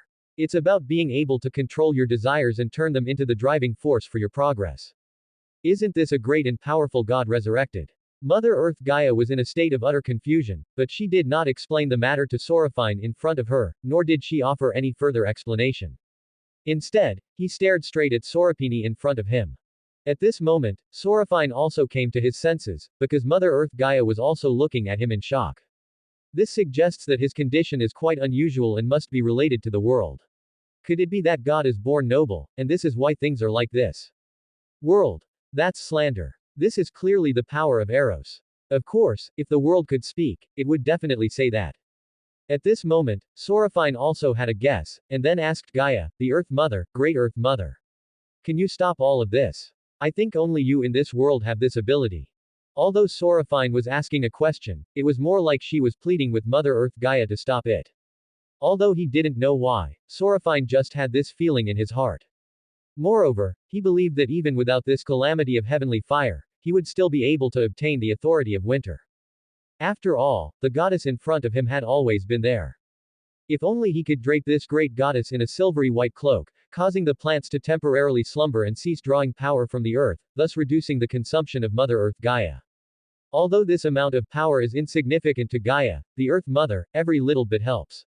Just as water accumulates to form a deep pool and soil accumulates to form a mountain, one day it will be able to conserve a great deal of divine power for Gaia. Perhaps these divine powers can bring about new changes for Gaia, the Earth Mother. The moment Seraphine asked this question, the world changed dramatically, and a power that was both powerful and weak was born. And Gaia, the Earth Mother, used her divine power to isolate the world's forces from involvement. He then replied to Seraphine's question, why would I do that? Why would I change anything? I can reshape a whole batch of my toys, it's just a little effort for me. Solophene, shouldn't you be advising me not to change this? After all, if we follow Zeus's way, you will gain the most benefits. Gaia, the Earth Mother, pointed to a snowflake on Seraphine's clothes. Your authority will be fully elevated, thus gaining the potential to rival the water gods. After that, you will also gain the power of the sun, which will make the Fusang tree stronger. From that moment on, you will be destined to become the fifth primordial god. When the fifth point was mentioned, a murderous intent rose in Gaia's heart. If Sorafine really chose this path, it would mean competing with Eros for power. Even if she liked this descendant very much, she would find a way to make Sorafine disappear. And no god knows. From that moment on, you will have the power to rival the gods of the world. In tens of millions of years, you might even be able to dethrone Zeus. This is a tremendous benefit to you, yet you don't want it and want me to stop you from doing so. Gaia's smile grew wider, but the coldness in her eyes also intensified. So that no god could see it. Sorafine sighed. He didn't know why, perhaps it came from the heart, but he didn't want to choose this path.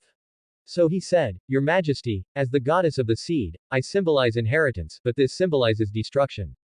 As the master of the seeds, I have chosen my divine office, and I should not do such a thing. You have to understand that such a thing is unforgivable to the world. It destroys the world's heritage and annihilates this generation of humans, plants, and animals. How are these poor lives supposed to cope with this? Every life has its own thoughts, its own will, its own future, and its own freedom, Sorapini said excitedly, opening his arms. Seeing Sorafine's excited expression, Gaia's murderous intent vanished, and her smile became even more genuine. In that very instant, a new divine office shone brightly in the origin of the world, carrying with it endless possibilities, boundless charm, and hope. Unfortunately, it was blocked by the Earth Mother Gaia. This divine authority could not be integrated into Sorafine's body. But this divine authority is scattered among countless others, merging into every seed that is born. This divine office is called miracle. From this moment on, miracles exist in every tiny seed. From this moment on, miracles will have the power to change the impossible. Sorafine was taken aback. What was going on? He suddenly felt that the authority of his seed had expanded significantly, and its potential had also increased considerably. If the potential before was 1, then now it has become 10. Nyx, who was sleeping in the Nyx god realm in the underworld, opened his eyes. His purple pupils seemed to be connected by endless threads of fate. A miracle. What a strange divine office. It actually has the power to manipulate fate. Seeds and fruits. Interesting divine duties, interesting gods, it seems I shouldn't remain asleep any longer. Gaia frowned. How to describe this divine office? It's both powerful and weak. It all depends on the beings themselves. If there is a possibility, then the impossible can be turned into the possible. Fate was the domain of her sister Nyx, and how could Sorafine have wielded such power without her consent? But why would Nyx allow Sorafine to wield such power? What benefit would it bring her? In fact, Mother Earth Gaia was wrong. Miracles are similar to fate, but they are not within the scope of fate's control. This is a new power unique to Sorafine. Forget it, if I can't figure it out, I won't think about it anymore, said Gaia, looking at Sorafine in front of her. If you want to do it, then do it yourself. I have no interest in getting involved in children's games. After Mother Earth Gaia finished speaking, he didn't know why the sense of crisis in his heart disappeared. He then returned to the temple of Hephaestus. Hephaestus was pleasantly surprised to see Sorafine appear, since he and the nymph Diana that Sorafine had brought were the only ones in the temple, which was quite awkward. After all, he had no other living beings besides those he had communicated with. Hephaestus then addressed Sorapenia, saying, Sorapenia. What did Gaia, the Earth Mother, discuss with you? Can you tell me? If it's something secret, then forget it. Also, your power can greatly help Mother Gaia. Has Her Highness Gaia rewarded you? The moment those words were spoken, a crystal gem resembling a 7-colored petal fell before Sorafine. This was the flower goddess, a reward given to Sorafine by the Earth Mother Gaia. The flower priesthood then merged into Sorafine's body. Seeds, flowers, and fruits, the 3 divine roles, began to merge, but lacking a portion of their power, the fusion was incomplete. This gave Sorafine a thought. If he could obtain the missing portion of their power, the 3 divine roles could also be fused together. A hint of embarrassment flashed across Hephaestus's face. He hadn't expected that Gaia, the Earth Mother, was eavesdropping on their conversation. It was true that walls have ears. Diana, standing to the side, was filled with regret. The reason she didn't want to become a god was because she was afraid of failing and getting caught up in the battle between Sorafine and Helios. However, Sorafine was favored by Gaia, the Earth Mother. Even though Sorafine was being overwhelmed by Helios, it was protected by Gaia and had no chance of failure. Why did she give up the option of becoming a god? Diana still felt a little regret, but only a tiny bit. After all, she still had her sisters. If she became a goddess, what could she do after her sisters died? Moreover, she no longer has the chance to become a god. But this is good too, being able to stay by my sister's side. After Sorophine and Hephaestus had finished their intimate encounter.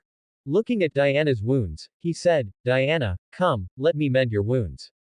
After saying that, the plastic surgery power of Sorophine traveled all over Diana's body, peeling off the skin that had been scorched by the flames, and finally sculpting out the texture of muscles, crystal clear skin and supple bones. The beautiful body was restored to Diana's body, and even the fur was lifelike. Diana touched her face. The soft, smooth sensation returned to her mind once more. A tear glistened in Diana's eye, she was finally back. Then Sorophine said, where is your home? I'll take you home so you can reunite with your sisters. As soon as he finished speaking, a strange look flashed across Sorophine's face. It sounded like something a villain would say, but he quickly dismissed the thought. Diana nodded, pointed in a direction, and said, my home is in the emerald forest over there. Sorophine nodded and led Diana to the location she had indicated. They then returned to the temple where Hephaestus was. Looking at Solfini before him, whose divine power had increased once again, Hephaestus said earnestly, Solfini, you have raised your level again, and are now at the mid-stage of weak divine power. If you work a little harder, you'll soon surpass me, Hephaestus said. Sorophine chuckled and said, Hephaestus, how could that be? After all, you are the god of fire. You wield one of the most violent divine powers. At this point, a strange look appeared on Sorophine's face. Why were all of Hera's male children so powerful and strong, yet flawed? Ares was brainless, and Hephaestus was unattractive. The daughters born were different. While their intelligence might not be on par with goddesses like Athena, they were at least above average, and they were also beautiful. This made Sorophine suspect that there might have been a homogeneous exchange between them, which led to such an extreme situation. I don't know either, but I just have a feeling that you will become the most powerful being in the world. And just now, it seems that a new divine office has been formed in the world. Although I don't know what that divine office is, I feel that it has something to do with you, Hephaestus said with a serious expression. A new divine office. Around the time I was taken away by Mother Earth Gaia. Sorophine frowned. He remembered that the authority of his seed had suddenly expanded and its potential had also increased. He wondered if this was related to this matter. Yes, this time the divine office appeared very strangely. It did not announce its divine office and master to the gods, but instead disappeared after it appeared. It's very strange, Hephaestus replied. I understand. Sorophine was wary of the connection between this newly born priesthood and his seed priesthood. What he couldn't understand was the inexplicable expansion of the authority of his seed, but Sorophine found it strange that the authority had expanded to such an extent, since as the master of the seed, he should control all of its power. But there was this unknown power that was beyond his control. That's how miracles are. When you try to grasp them, you can't find them, but if you let go, they might appear unexpectedly. Your Highness Hephaestus, I have a question for you. Do you wish to return to Olympus? Sorophine asked. Upon hearing this, a flicker of struggle crossed Hephaestus's eyes, before he said in a hoarse voice, if this is your request, Sorophine, I will grant it. But if it is mixed with the visions of other gods, then I will refuse. I will only give to my friends, everything else is useless. Hephaestus made it very clear that he would not go if it were his biological parents' request. He would only grant the request from Sorophine alone, without any other god's requests involved. Upon hearing Hephaestus's words, Sorophine replied earnestly, Your Highness Hephaestus, I was merely inquiring, I was not asking you to go to Olympus. If it were from my heart, I would never set foot on Olympus. I do not want to stand on this land that disgusts me, because it is ruled by the gods I despise most. A couple who only know how to indulge in debauchery, how to scheme and plot, how to satirize and ridicule. These words are full of resentment and anger, and all sorts of accusatory language are used. However, Sorophine also realized that Hephaestus had no intention of going to Olympus unless the resentment in his heart dissipated. But that's impossible now. So Sorophine changed the subject, saying, Your Highness Hephaestus, let's create something new. This barren land is nothing but volcanoes and withered vegetation, there's no other scenery at all. Hearing Sorophine say that, Hephaestus also collected his thoughts, nodded and said, All right, then what shall we create? Hephaestus also decided to accompany Sorophine to relax. As for creating new landscapes, if it were that simple to create them by relaxing, he would devour his temple. Sorophine then led Hephaestus to a volcano crater where the lava had receded, leaving only the warmth of the remaining flames. Seeing this, Sorophine's eyes lit up, he had an idea of what he could create. He then said to Hephaestus, Let's go, Your Highness Hephaestus, I've thought of something we can create. Oh. Hephaestus raised an eyebrow. So fast. They've only been here for less than an hour. Even Zeus's stamina is longer than that. Zeus needed 3 days and 3 nights to enjoy pleasure, while Sorophine only needed less than an hour to create the divine offices. Your Highness Hephaestus, give me some of your energy, and perhaps I'll know what to do. Sorophine stood on the edge of the volcano. This crater is oval-shaped and about the size of a swimming pool, just big enough to take a bath in. Sorophine accepted the energy Hephaestus offered and then combined it with his power of ice and snow. As the ice and snow melted, the power of the flames gradually rose. Under the influence of the flames, the ice and snow gradually turned into water, and the water began to boil under the influence of the flames. Then the force of the water filled the entire crater. In that instant, Tethys, the ruler of the ocean's waters, paled. She looked in the direction of Hephaestus and Sorophine and exclaimed, "How is this possible? How is this possible? Why has my power over water diminished? My child prophesied that my power would only weaken after the birth of Pontus's descendant. In fact, the existence of hot springs increased the source of water, but the power over this resource was in the hands of Sorophine and Hephaestus. This is why Tethys felt his power was diminishing. No, I can't just sit here and wait to die. I must do my best. I must change the prophecy." Tethys gritted his teeth, crushed the pearl in his hand, and made a fierce vow. At this moment, the underworld was silent, but an ancient river began to boil, and a special deity emerged from it. She had black hair and wore black clothes, yet she exuded a strong aura of primordial power. It should be noted that almost all rivers in the world are not of the origin of the gods, but the river in front of us is an exception. She opened her eyes, which were also as black as ink. She whispered, "Mother, please don't forget your vow. You will see Father, but don't do anything that will harm the world."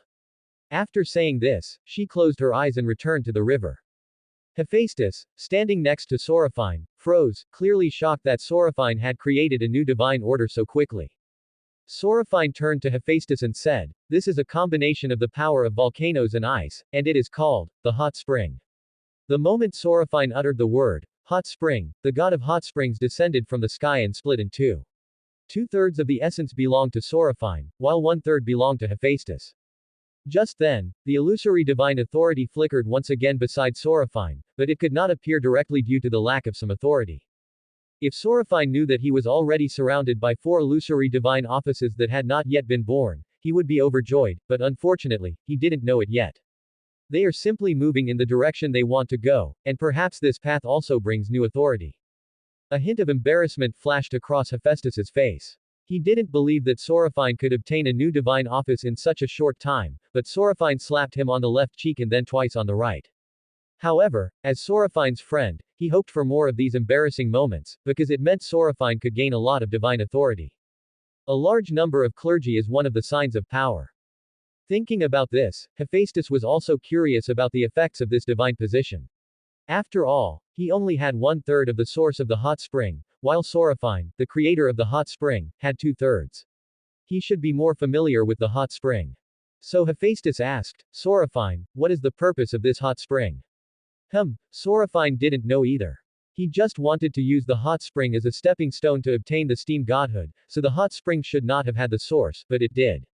Like ice and snow, hot springs shouldn't exist, but they do because of their symbolic value of temperature. Therefore, hot springs and ice and snow are both subordinate to temperature. When the temperature deity appears, both of these powers will become subordinate to temperature, and their origin will be integrated into temperature to strengthen its power. I don't know either, but it seems that the priesthood of hot springs can alleviate the cold brought by ice and snow and reduce the risk of getting sick, Sorophine explained. At this point, Sorophine had to admire those gods of the underworld. He had only created ice and snow a few days before frostbite became a form of illness. Is this really the same god as Olympus? One needs both carrot and stick to get a month off in only 1 day of work, while the other immediately comes up with a new way. Oh, right, it can also soothe muscles. After all, fighting or using the body under high load can put a certain strain on it, causing wear and tear. Hot springs can reduce this wear and tear to some extent, Sorophine said. Upon hearing this, Hephaestus said with some surprise, "Why are these all properties for mortals? Aren't they of any use to gods?" I'm not sure about that either, Sorophine said, shaking her head. After all, the divine bodies of gods can heal themselves, so the presence of hot springs is as good as not having any healing power at all. Why would such a divine office exist? Hephaestus found it very strange. Surely the world couldn't have created such a useless divine office because it favored Sorophine. Then Hephaestus said to Sorophine, logically speaking, how could an authority that does not benefit the gods appear in this world? It can't be because the world favors you, Hephaestus said jokingly to Sorophine. However, after saying that, Hephaestus laughed out loud. After all, how could that be possible? However, Hephaestus's words made Sorophine think. Gods are born because they are helpful to the world, and hot springs are helpful to humankind. So how are they helpful to the world? What benefits would slowing down human aging bring to the world? Wait a minute. Offering faith. To make humans exist on Earth for a longer period of time. But that doesn't make sense. Life has its own order, which is also determined by the world. If that were the case, then the gods of the underworld should not exist. This conjecture would negate the very foundation of the underworld, and Sorophine immediately dismissed this thought. So this is neither helpful to humans nor to life. What happened? Sorophine's head ached from thinking, but he felt that this priesthood was very helpful to him. Meanwhile, the temperature kept flashing, both illusory and solid. It was as if it were saying, hurry. Hurry. Think of me. If the temperature god had a mouth, it would definitely keep saying these words to Sorophine. Seeing Sorophine deep in thought, his brows furrowed, Hephaestus interjected, if you can't figure it out, then don't bother thinking about it. Why make things difficult for yourself? Sometimes taking a break can be good for your future. Sorophine nodded in understanding. Yes. Sometimes it's not necessary to be obsessed with completing everything. Sometimes it's a good choice to relax and enjoy the scenery. So Sorophine traveled and explored the land with Hephaestus. This was the first time since Sorophine became a god that he had not pursued the path of divine office, but instead relaxed his body and mind. Just then, Sorophine saw a birch tree growing in a grove of white oaks. This made Sorophine's eyes light up. He suddenly realized that inheritance is not only about the inheritance of life, but also about the inheritance of culture and technology. Paper is the only material that can record these things, and birch trees are one of the raw materials for making paper. So he moved his fingers, about to tear off a few pieces of birch bark to make paper. Suddenly he sensed a trace of divine power, faint but clear. The birch tree in front of me is the natal tree of a certain nymph. Since it's someone else's lucky tree, let's bring it over. With this in mind, Sorophine used his divine power to guide the birch tree to return its nymph. Feeling much more relaxed, Helios ate the grapes that the nymph offered him and said with a smile, Adina, feed me a few more grapes. This is such a relaxing life. Just as Adina placed a grape she had picked to Helios's lips, a seed-like power enveloped her. The next second, she emitted a bright green light, and then Adina's figure disappeared. Only the sound of metal fittings colliding with marble remains. Sensing the lingering scent of the seeds in the air, Helios's eyes turned bloodshot, and his face turned grim. He truly hadn't expected that Sorophine would dare to attack his nymph while he was peacefully staying in the Temple of the Sun. She gritted her teeth and said, Sorophine. It's you again. I didn't offend you this time, yet you dared to take my nymph away. It's important to know that Adina served Helios for 300 years. The nymphs who served him changed batch after batch, but only Adina survived. And so, this nymph was taken away by Sorophine. People need face, trees need bark. This is like slapping him in the face and then mocking him for being useless. At this moment, Adina, who had returned to her tree, looked somewhat dazed. Wasn't she just serving Helios? How did it suddenly run back to its natal tree? Looking at Adina who had returned, Sorophine said, You are the nymph of this birch tree, aren't you? I need your help, is that alright? Upon hearing Solophine's question and sensing the divine aura emanating from him, Adina subconsciously nodded and bowed, saying, Great God, great primordial God, Adina, the birch nymph, is willing to serve you. But the god I serve is Lord Helios, the sun god. You brought me here, won't you? A hint of fear flashed across Adina's face when she mentioned Helios. After all, how could she not be trembling with fear when facing a capricious god like Helios? After all, she had witnessed countless times Helios executing nymphs who were not satisfied with his service. Adina wanted to escape Helios, the god, and the temple of the sun, the infamous den of evil, more than anyone else. But she was just a nymph, without any divine authority, and all alone in the temple of the sun. She had no way to leave the temple of the sun, which was controlled by Helios, since it would be too easy for the gods to execute a nymph like her who had no background. After listening to her story, the god in front of her did not change his expression at all, and even seemed somewhat disdainful, which meant that this great god had a grudge against the sun god Helios. As long as they harbor hatred, for the sake of his reputation, he will certainly not let him return to Helios's control. With that thought in mind, Adina breathed a sigh of relief. Sorophine was stunned. What a coincidence. The nymph he casually brought back was the one who served Helios. This was a huge and loud slap in the face to Helios. However, Sorophine was not afraid of Helios.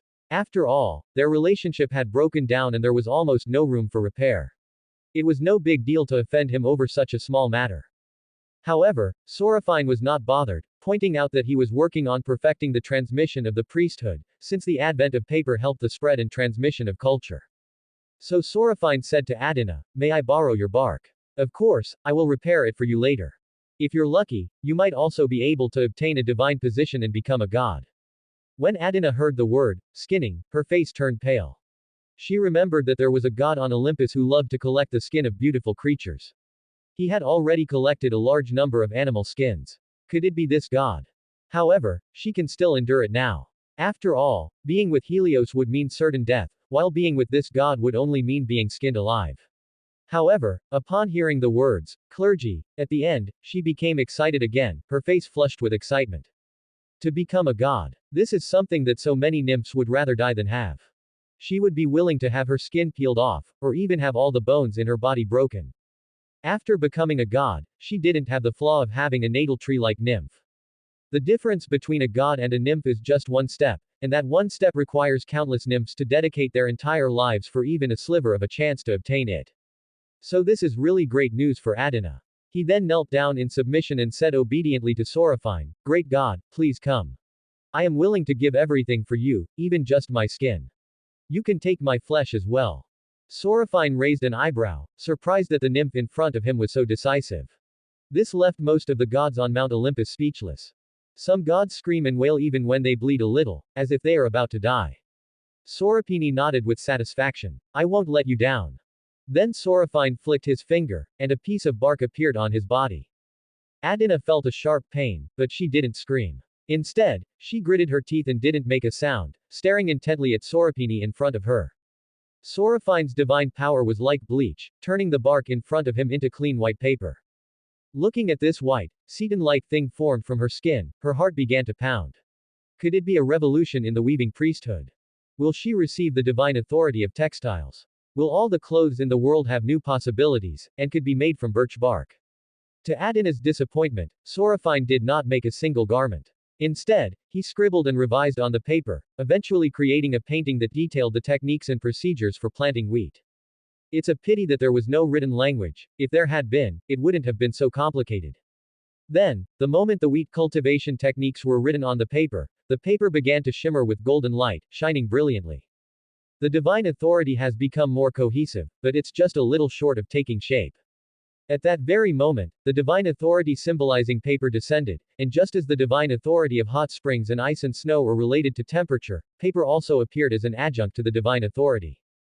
Its purpose is to record and pass on knowledge. When the power of paper is no longer needed for this transmission, this divine duty will be lost, and the gods will die. Therefore, although paper also has its own origin, this origin is entirely dependent on the power of the divine inheritance. Sorophine looked down on this divine position, since he was about to receive the inherited divine position, and what use was there in having such a useless one? Sorophine smiled. This divine office was intended for Adina. As for why Sorophine did that, it's because the power of the paper is entirely dependent on the inherited divine authority. Although the inherited divine authority has not appeared, the world has already told him that the power of the inheritance can only belong to Sorophine. If Sorophine cannot create the power of inheritance, then this divine office will never come into being. Moreover, after giving the power of the paper to Adina, Sorophine will gain a subordinate god. If she still wants to maintain her connection with Helios, she can use the power of inheritance to scheme against Helios. In any case, she won't lose out. With a flick of his finger, Sorophine sent the essence of the paper into Adina's body, and the next second, she became a god. The appearance of Adina, the goddess of paper, was sung throughout the world. Sorophine watched Adina as she ascended to godhood, waiting for her next move. Adina became a god, feeling the divine essence in her mind, and the source contained within it. This was the very source. Over 80% of the gods lack primordial power, yet she possesses it. Legend says that gods possessing primordial power are equal, so she. Adina looked at Sorophine before her, took a deep breath. She knew who had given her all this, so she lowered her head and said respectfully to Sorophine, great Prince Sorophine, your goddess of paper, Adina, pays her respects. Seeing Adina bow her head in submission, Sorophine's smile deepened. Very good, she knows how to be pragmatic. Adina, conjure up some paper for me. I need to write down a lot of things. Upon hearing Sorophine's words, Adina immediately used her divine power to create paper. Creating paper is Adina's instinct, requiring almost no divine power. However, the paper imbued with her divine power possesses immortal properties, since how could her chief god, Sorophine, use ordinary paper? The paper that Adina created also carried the peculiar characteristics of birch trees and divine immortality. Sorophine was even more satisfied. Paper blessed with divine power could remain intact for millions of years, allowing for a more complete inheritance. Subsequently, Sorophine recorded all the useful knowledge he could about the earth, and compiled it into a book, page by page. Countless drawings documenting planting techniques appeared on the paper and were compiled into a book. Subsequently, the Divine Office of Books also appeared.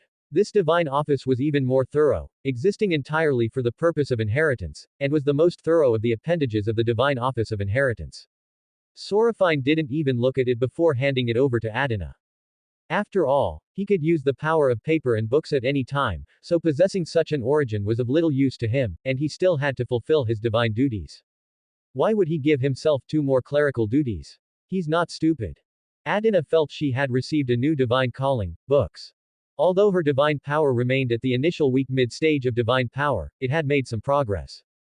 To go further, she needs to fulfill her divine duties and pave the way for the continuation of her lineage.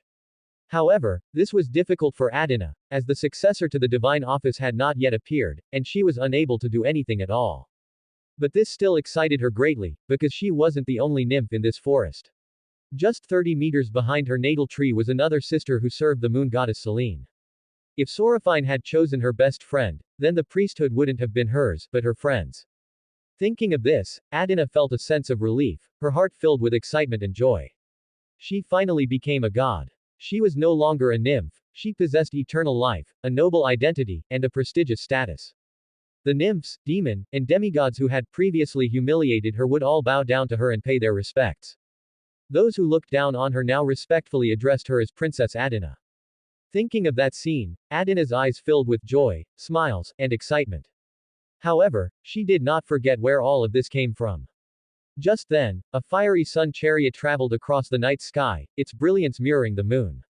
It shot towards Soropini at high speed. But when he saw Soropini, he paused for a moment. He didn't know why Soropini smelled so good. If the timing hadn't been so inappropriate, he really would have said, "Brother, you smell so good." Sorophine possessed a fatal attraction, and the sun god's essence pulsated incessantly, as if wanting to merge with Sorophine. What's going on? This made Helios's face flash with apprehension. He had never encountered such a situation since he obtained the source of the sun. This is even guided by the world. Why is such a situation occurring in Sorophine's case? However, he forcibly suppressed the strange feeling in his heart and roared, his voice trembling with fear, "Soropini. Why are you provoking me?" However, he noticed Adina beside him and said coldly, "Adina, I never expected you to betray me." Upon hearing Helios's words, Adina was about to muster the courage to say that it was just about choosing a better chief god, but the powerful pressure emanating from Helios rendered her speechless. Helios also sensed the divine power emanating from Adina, and he angrily said, "Just because I didn't give you a divine position, you betrayed me." In his view, if Adina hadn't left willingly, how could Sorophine have possibly summoned her? In fact, Adina was truly stunned at that time, because she had been Helios's handmaiden for 300 years, so how could a god summon her through her natal tree? Sorophine was an exception, he performed his religious duties daily and knew nothing of these matters. So things just happened in a very confused way. At this moment, Sorophine said calmly, "She has now become a god, and a primordial god at that. In terms of status, she is equal to you. She is no longer your servant." Hearing this, Helios became even more furious. "Sorophine, what a grand gesture. Using a source to make my handmaid leave me. However, you're mistaken. Using such a useless nymph, who is only beautiful, to challenge my authority will not cause any harm," Helios said sarcastically. Sorophine ignored Helios's sarcastic remarks and instead said calmly, "My summoning of her was just an accident, and the appearance of the paper priesthood was also due to Adina's own efforts. How could she have obtained a priesthood without putting in the effort?" Upon hearing this, Helios scoffed and said, "I know my own servant better than you do. How could a nymph without creativity possibly attain a divine position? Helios's sarcasm made Adina instinctively lower her head. Helios was right. I really have no creativity, all I have to offer is my beautiful appearance. Her stunning beauty was the only criterion Helios used to choose her. At that moment, Seraphine stood in front of Adina and said to Helios, becoming a god does not necessarily require wisdom. It can also be achieved through choices, decisiveness, and the blessings bestowed by the previous generation of gods. Just like you, Helios, so foolish and arrogant, yet you still became the sun god, Seraphine said sarcastically. Helios's eyes were bloodshot, and his face was contorted with rage. He had very mixed feelings about Seraphine. His body gave him a fatal, moth-to-a-flame attraction, but his mouth was like the darkest abyss, spewing the most vicious words. Every word he uttered struck a nerve, fueling his uncontrollable rage. However, Helios was no pushover. He forcibly suppressed his anger and glanced at Adina with a sneer, saying, I hope your friendship with Seraphine can last until the end of the world, without ever being separated. Helios originally wanted to fight Seraphine, but the dangerous aura surrounding Hephaestus next to him made him stop thinking about it. After saying this, Helios drove away in his sun chariot, but this time he did not release light or heat. After Helios left, Adina's eyes showed a hint of panic. She hurriedly said, Your Highness Seraphine, I really had no intention of betraying you. Hearing Adina's words, Seraphine smiled slightly and said, I know, and I believe you will continue to do so. If you really betray me, then it must be because I haven't done enough. Ah tilde. Those amber eyes pierced the depths of Adina's heart. She had never seen such a unique deity before. The first thought that crossed her mind about betrayal was that she, as the chief god, had not done enough to warrant the betrayal of her subordinate gods. This short sentence made Adina truly become Seraphine's god. Sometimes, honesty is a powerful medicine that can open hearts. However, survival cannot rely solely on honesty. Then you should go too. Seraphine was taken aback. Oh right, he didn't have his own temple yet, so he changed his mind and said, Go to the temple of my mother, the goddess of agriculture, Demeter. If your divine office wants to grow, it needs my power to expand. Adina nodded to indicate that she understood, and then headed to Mount Olympus. Meanwhile, Hephaestus, standing to the side, looked at Seraphine in shock and said, I didn't expect you to be so strong, with 2 more divine positions. If those Olympian fools saw you like this, they'd be insanely jealous, Hephaestus chuckled. Although he became handsome and cheerful, it did not mean that Hephaestus had let go of his inner turmoil. On the contrary, because he became handsome, he felt a sense of revenge. He wanted Zeus and Hera to pay the price, and he wanted the Olympian gods who had mocked him to feel only anger and helplessness as they watched him get better and better. Seraphine sighed and said with a complicated expression, These are all ordinary divine offices, and their growth potential is not very strong. These divine offices are just a part of the divine offices that I will soon be born. Oh. Hephaestus looked at Seraphine with some curiosity and asked, What divine office? Can you tell me? The succession to divine authority, Seraphine said with a slight smile. There's nothing I can't tell you. Inheritance. Hephaestus exclaimed in surprise. Isn't this the thing you told me about before? Why would such a divine office exist? Because not only humans need to pass on their knowledge, but gods do too, and the world needs to pass on its knowledge even more. Seraphine said earnestly, forgetting the past is the same as forgetting yourself. Some mistakes must be remembered, and some methods must be recorded. Every act of passing on knowledge is for the sake of progress next time. Seraphine explained the effect of inheritance. It is to make the world stronger and all things stronger. At this moment, Mnemosyne, the goddess of memory who had been sleeping in the underworld, opened her eyes and subconsciously looked at the earth, saying with some surprise, Why has my divine office become so strange? It seems to be becoming more powerful, and it seems like there will be another chief god. How is this possible? The memory godhood is already very powerful, and it's easy to make it even more powerful, but it's very difficult to become stronger when it becomes an appendage of some other power. Unless this power is the pillar of the world, that is, the power wielded by the primordial gods. If she had such power, she would absolutely grovel before it, but as the goddess who holds the most memories and the most secrets, she only knew that before the 5th primordial god, Eros, was resurrected. The other 4 primordial gods would never allow a 6th primordial god to be born. Am I to become Eros's vassal? Mnemosyne, the goddess of memory, looked rather grim. As the master of desire, any wise god is naked before Eros, and nothing can hide anything from him. He can even grant any god's greatest desire. Moreover, once desires are awakened, all the gods, except for the four primordial gods, will become his puppets, controlled by him, and manipulated by him. Because desire is his power, he has control over what you want and what you don't want. How terrifying such a god is. No one would willingly become a toy in the hands of another god, a toy that cannot even have its own thoughts. This has led to a dead end. Eros has not been resurrected, and the sixth primordial god cannot appear.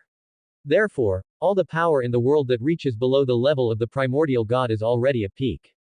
She secretly learned from the memories of one of Nyx's offspring that a sixth primordial god, a god who held the power of death, could have been born in the world. However, this was not permitted by the four gods, so they split the god in two, creating two beings, Hypnos, the god of sleep, and Thanatos, the god of death. Because of this incident, she descended from Olympus and slept in the underworld, trying to minimize her presence. After all, nothing can escape the sight of Mother Earth Gaia as long as it's on Earth. Thinking this, Mnemosyne fell asleep again. Since her fate was already sealed, why should she try? Hephaestus' handsome face was filled with surprise. This divine office is so similar to the power of your seed. It is an authority that originates from the power of the seed, Seraphine nodded in reply. As expected of the seed ruler, the power of the seed is so great.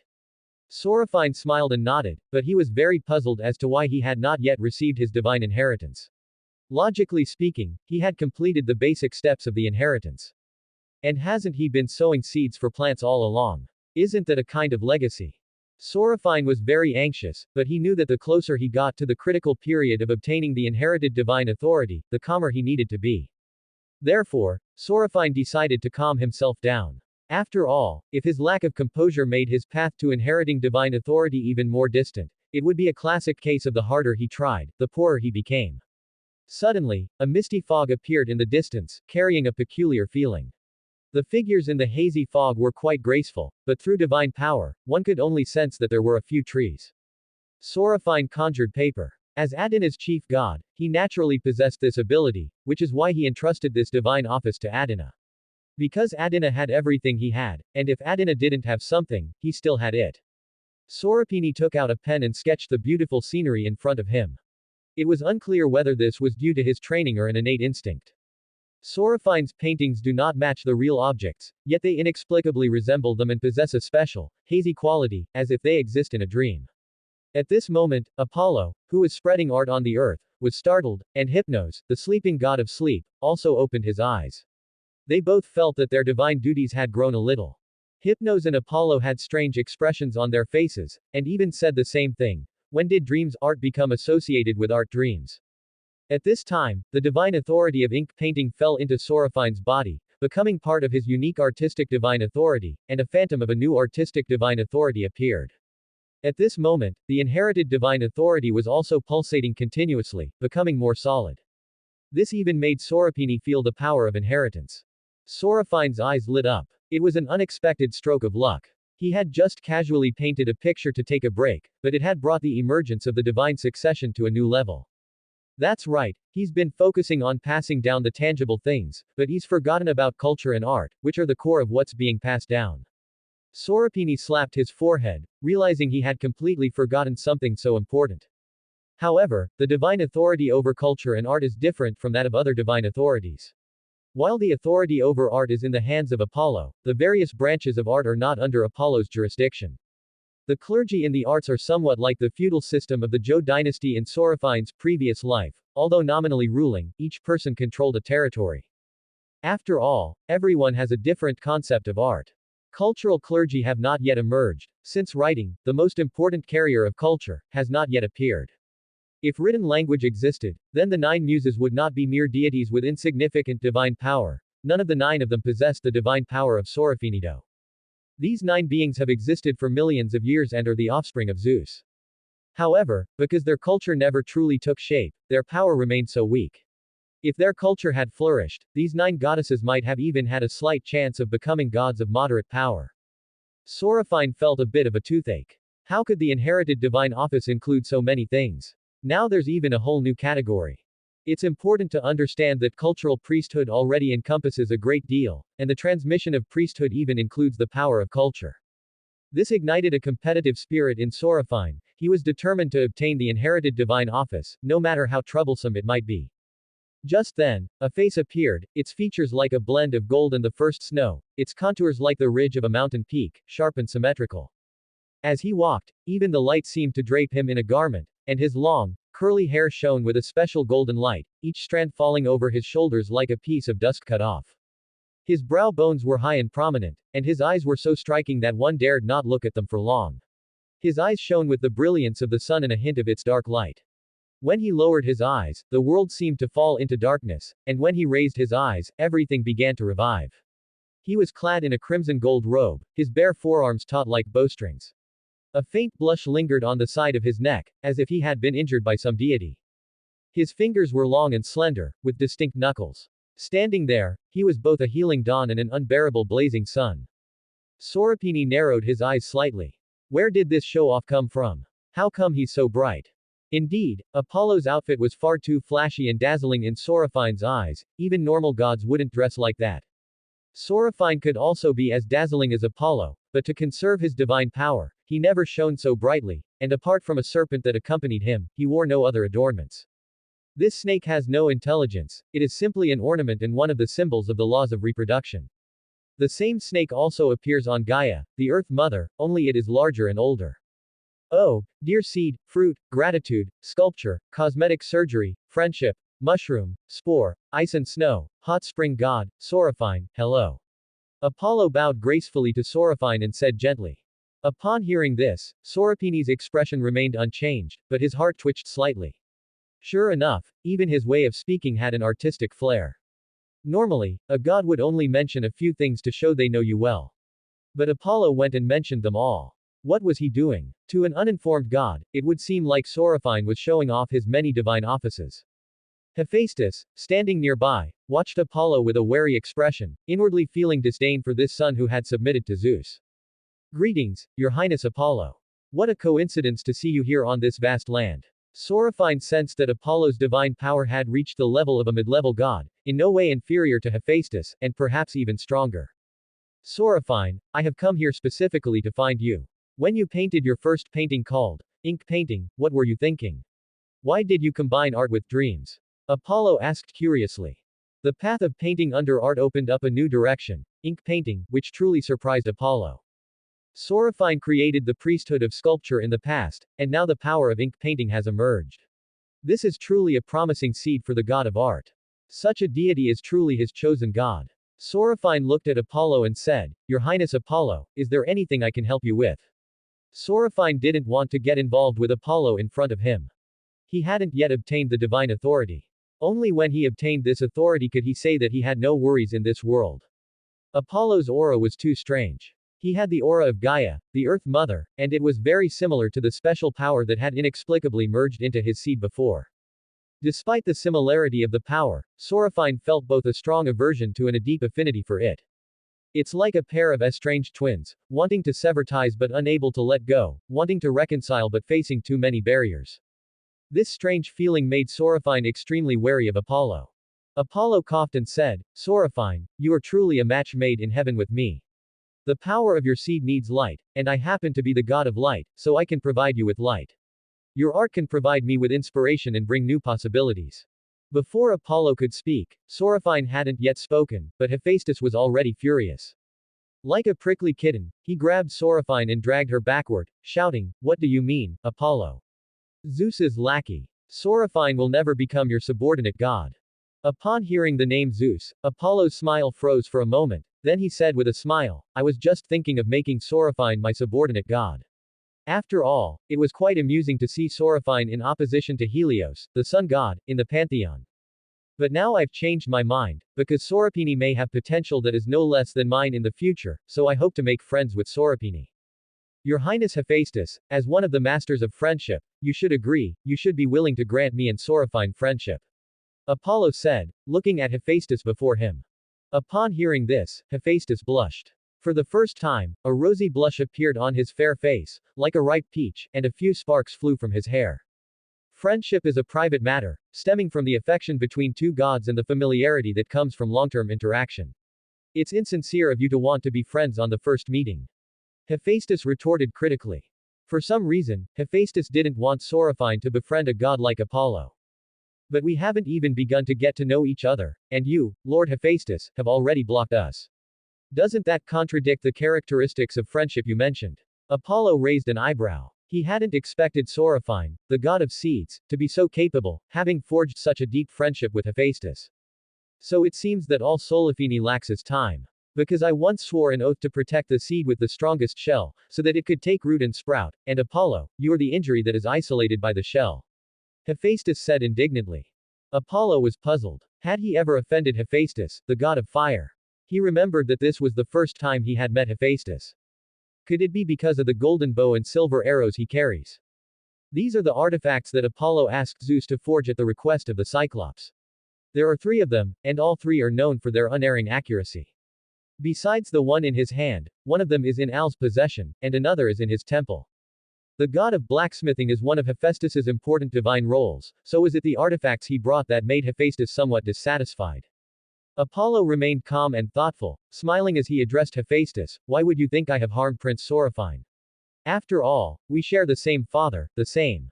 Before he could finish speaking, Apollo suddenly realized why. He had forgotten that Hephaestus was also Zeus's child.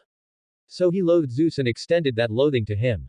Your Highness Hephaestus, my current divine power has reached the level of intermediate divine power, and I may not know when I will become a powerful divine power, but I do not yet have a strong and powerful source, Apollo said to Hephaestus. What does that have to do with us? All I know is that Sorophine dislikes you and doesn't want to have anything to do with you. Hephaestus's words surprised Sorophine. He didn't expect that even though he had hidden his emotions so well, Hephaestus still noticed.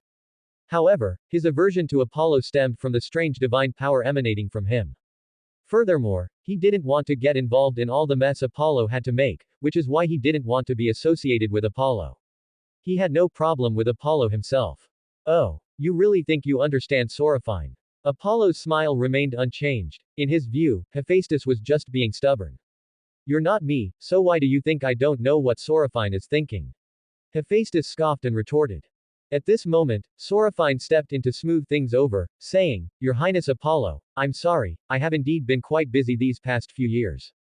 For me, the most important thing is to grow, at least to accelerate my progress to become a god of intermediate divine power. I don't want to do anything other than grow for the time being. Hearing Sorophine's words, Apollo nodded and said, I know what you think. When I was first born, I thought the same thing. Only by possessing great power can one protect what one wants to protect.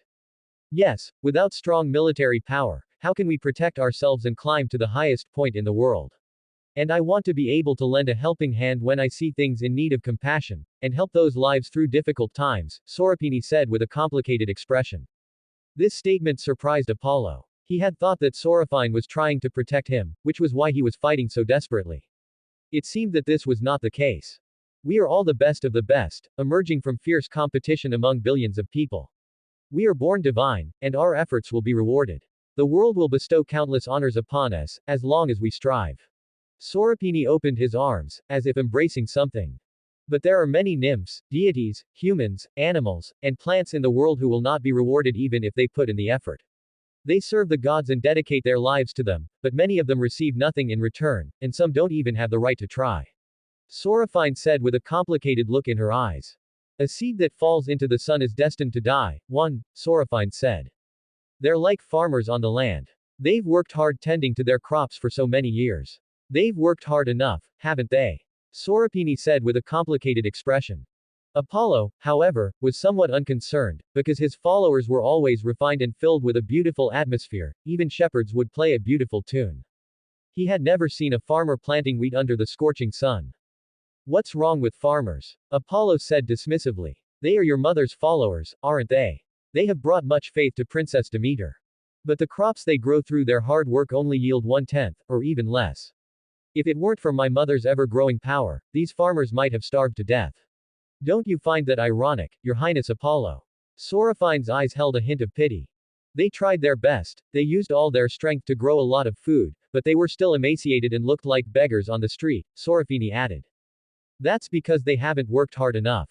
After they finish planting the wheat, they can learn music, learn sculpture, and learn how to please the gods and win their favor. Apollo said dismissively, that way they can become even better. Your Highness Apollo, as I have said, some people don't even get a reward after trying, and they don't even have the right to try. They can only watch those nobles in their fine clothes with envy during the off-season, or fantasize about wearing such clothes in their dreams at night, Sorafine said.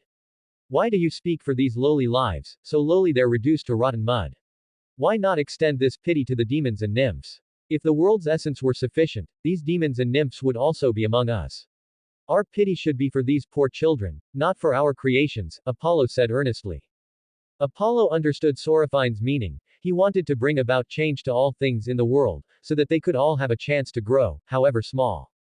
When Sorafine finished speaking, the divine authority of miracles was completely integrated into the seed, and the seed itself was a miracle. From now on, we are inseparable. That group, Apollo hadn't finished speaking when he suddenly sensed the magical aura emanating from Sorafine, which shocked him and made the power he coveted even more alluring. That power sent a tingling sensation through his soul, as if it were a power that resonated with him from birth, and it also matched the residual power of the sun within him. What's going on? Apollo's breathing quickened, the power of the sun. As is well known, the power over the sun is held only by Hyperion and his son Helios, yet Sorafine, who is standing before us, clearly does not possess the power of the sun, but is able to draw upon its energy. This surprised even Apollo, who had seen everything before, but had never seen anything like it. What group? Sorapini asked. He discovered that as he spoke, the power of the inheritance was slowly solidifying, just like plants eating fertilizer. Those creatures of ours, they are merely toys for our rest. We fall asleep once, and several generations of humans have passed. What is the point of having pity on such fragile creatures? Apollo asked, somewhat puzzled. Sorafine shook his head and said, it is precisely because they are vulnerable that they have meaning. I will give any life that prays to me the seed of life. I am not saying that I want them to become strong, that is meaningless.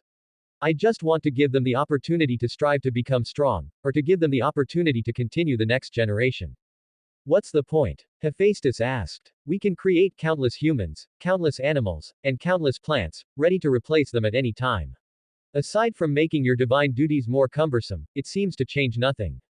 Hephaestus wanted to persuade Sorafine to relax a bit, since as long as he was there, the power of the seeds would grow and slowly appear on every plant. Did Sorafine really need to work so hard?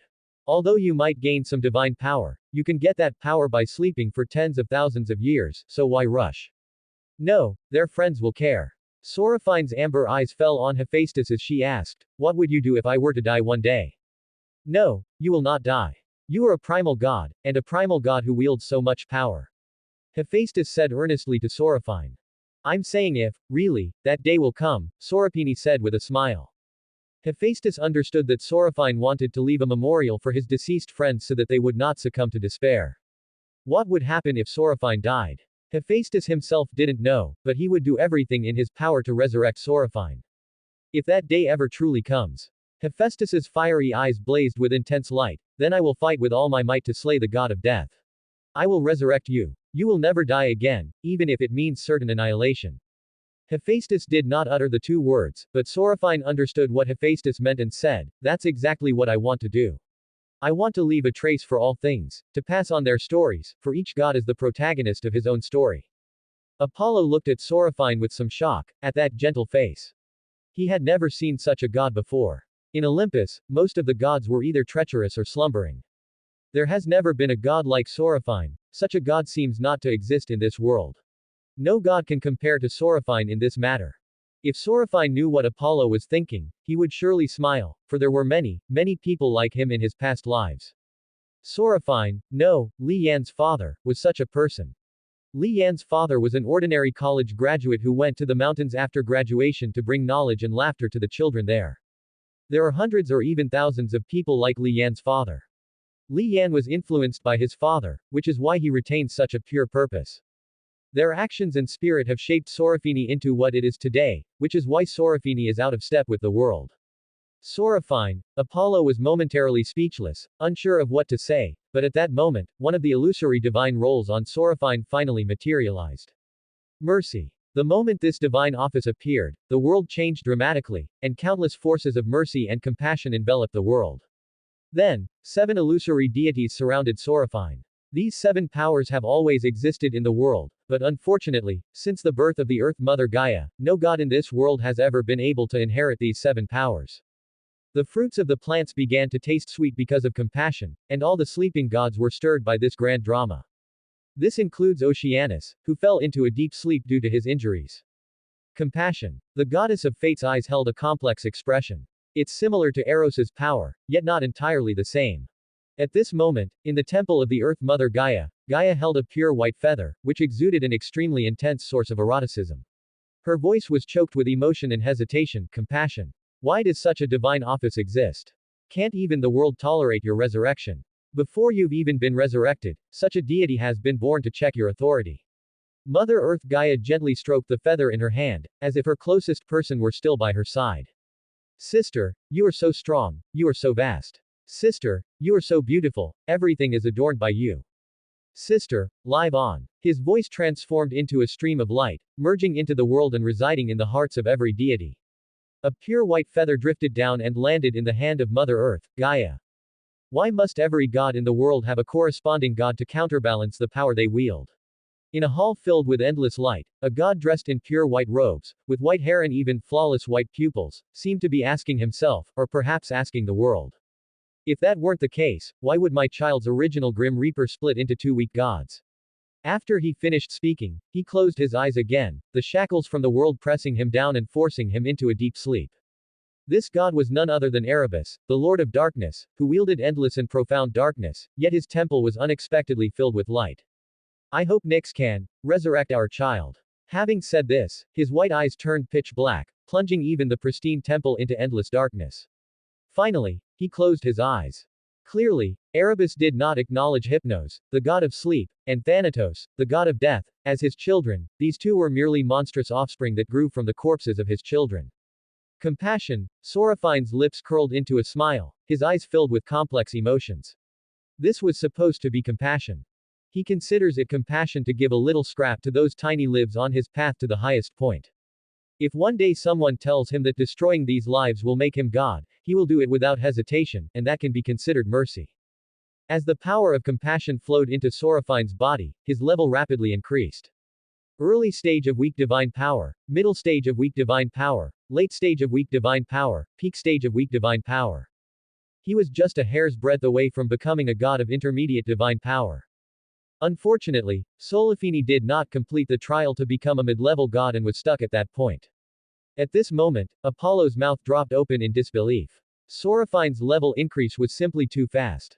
You see, among Zeus's children, Athena was the fastest to level up, but even this goddess of strategy took 100,000 years. How long did Sorapini take? 1 second. Or 2 seconds? If Soraphine's body hadn't been unable to withstand the increase in life level, he might have reached the peak of weak godhood in an instant. This also stirred something in Apollo's mind. The power of mercy was clearly connected to Eros, the primordial god of love. If he could also obtain such a divine office, his strength would increase by a great deal.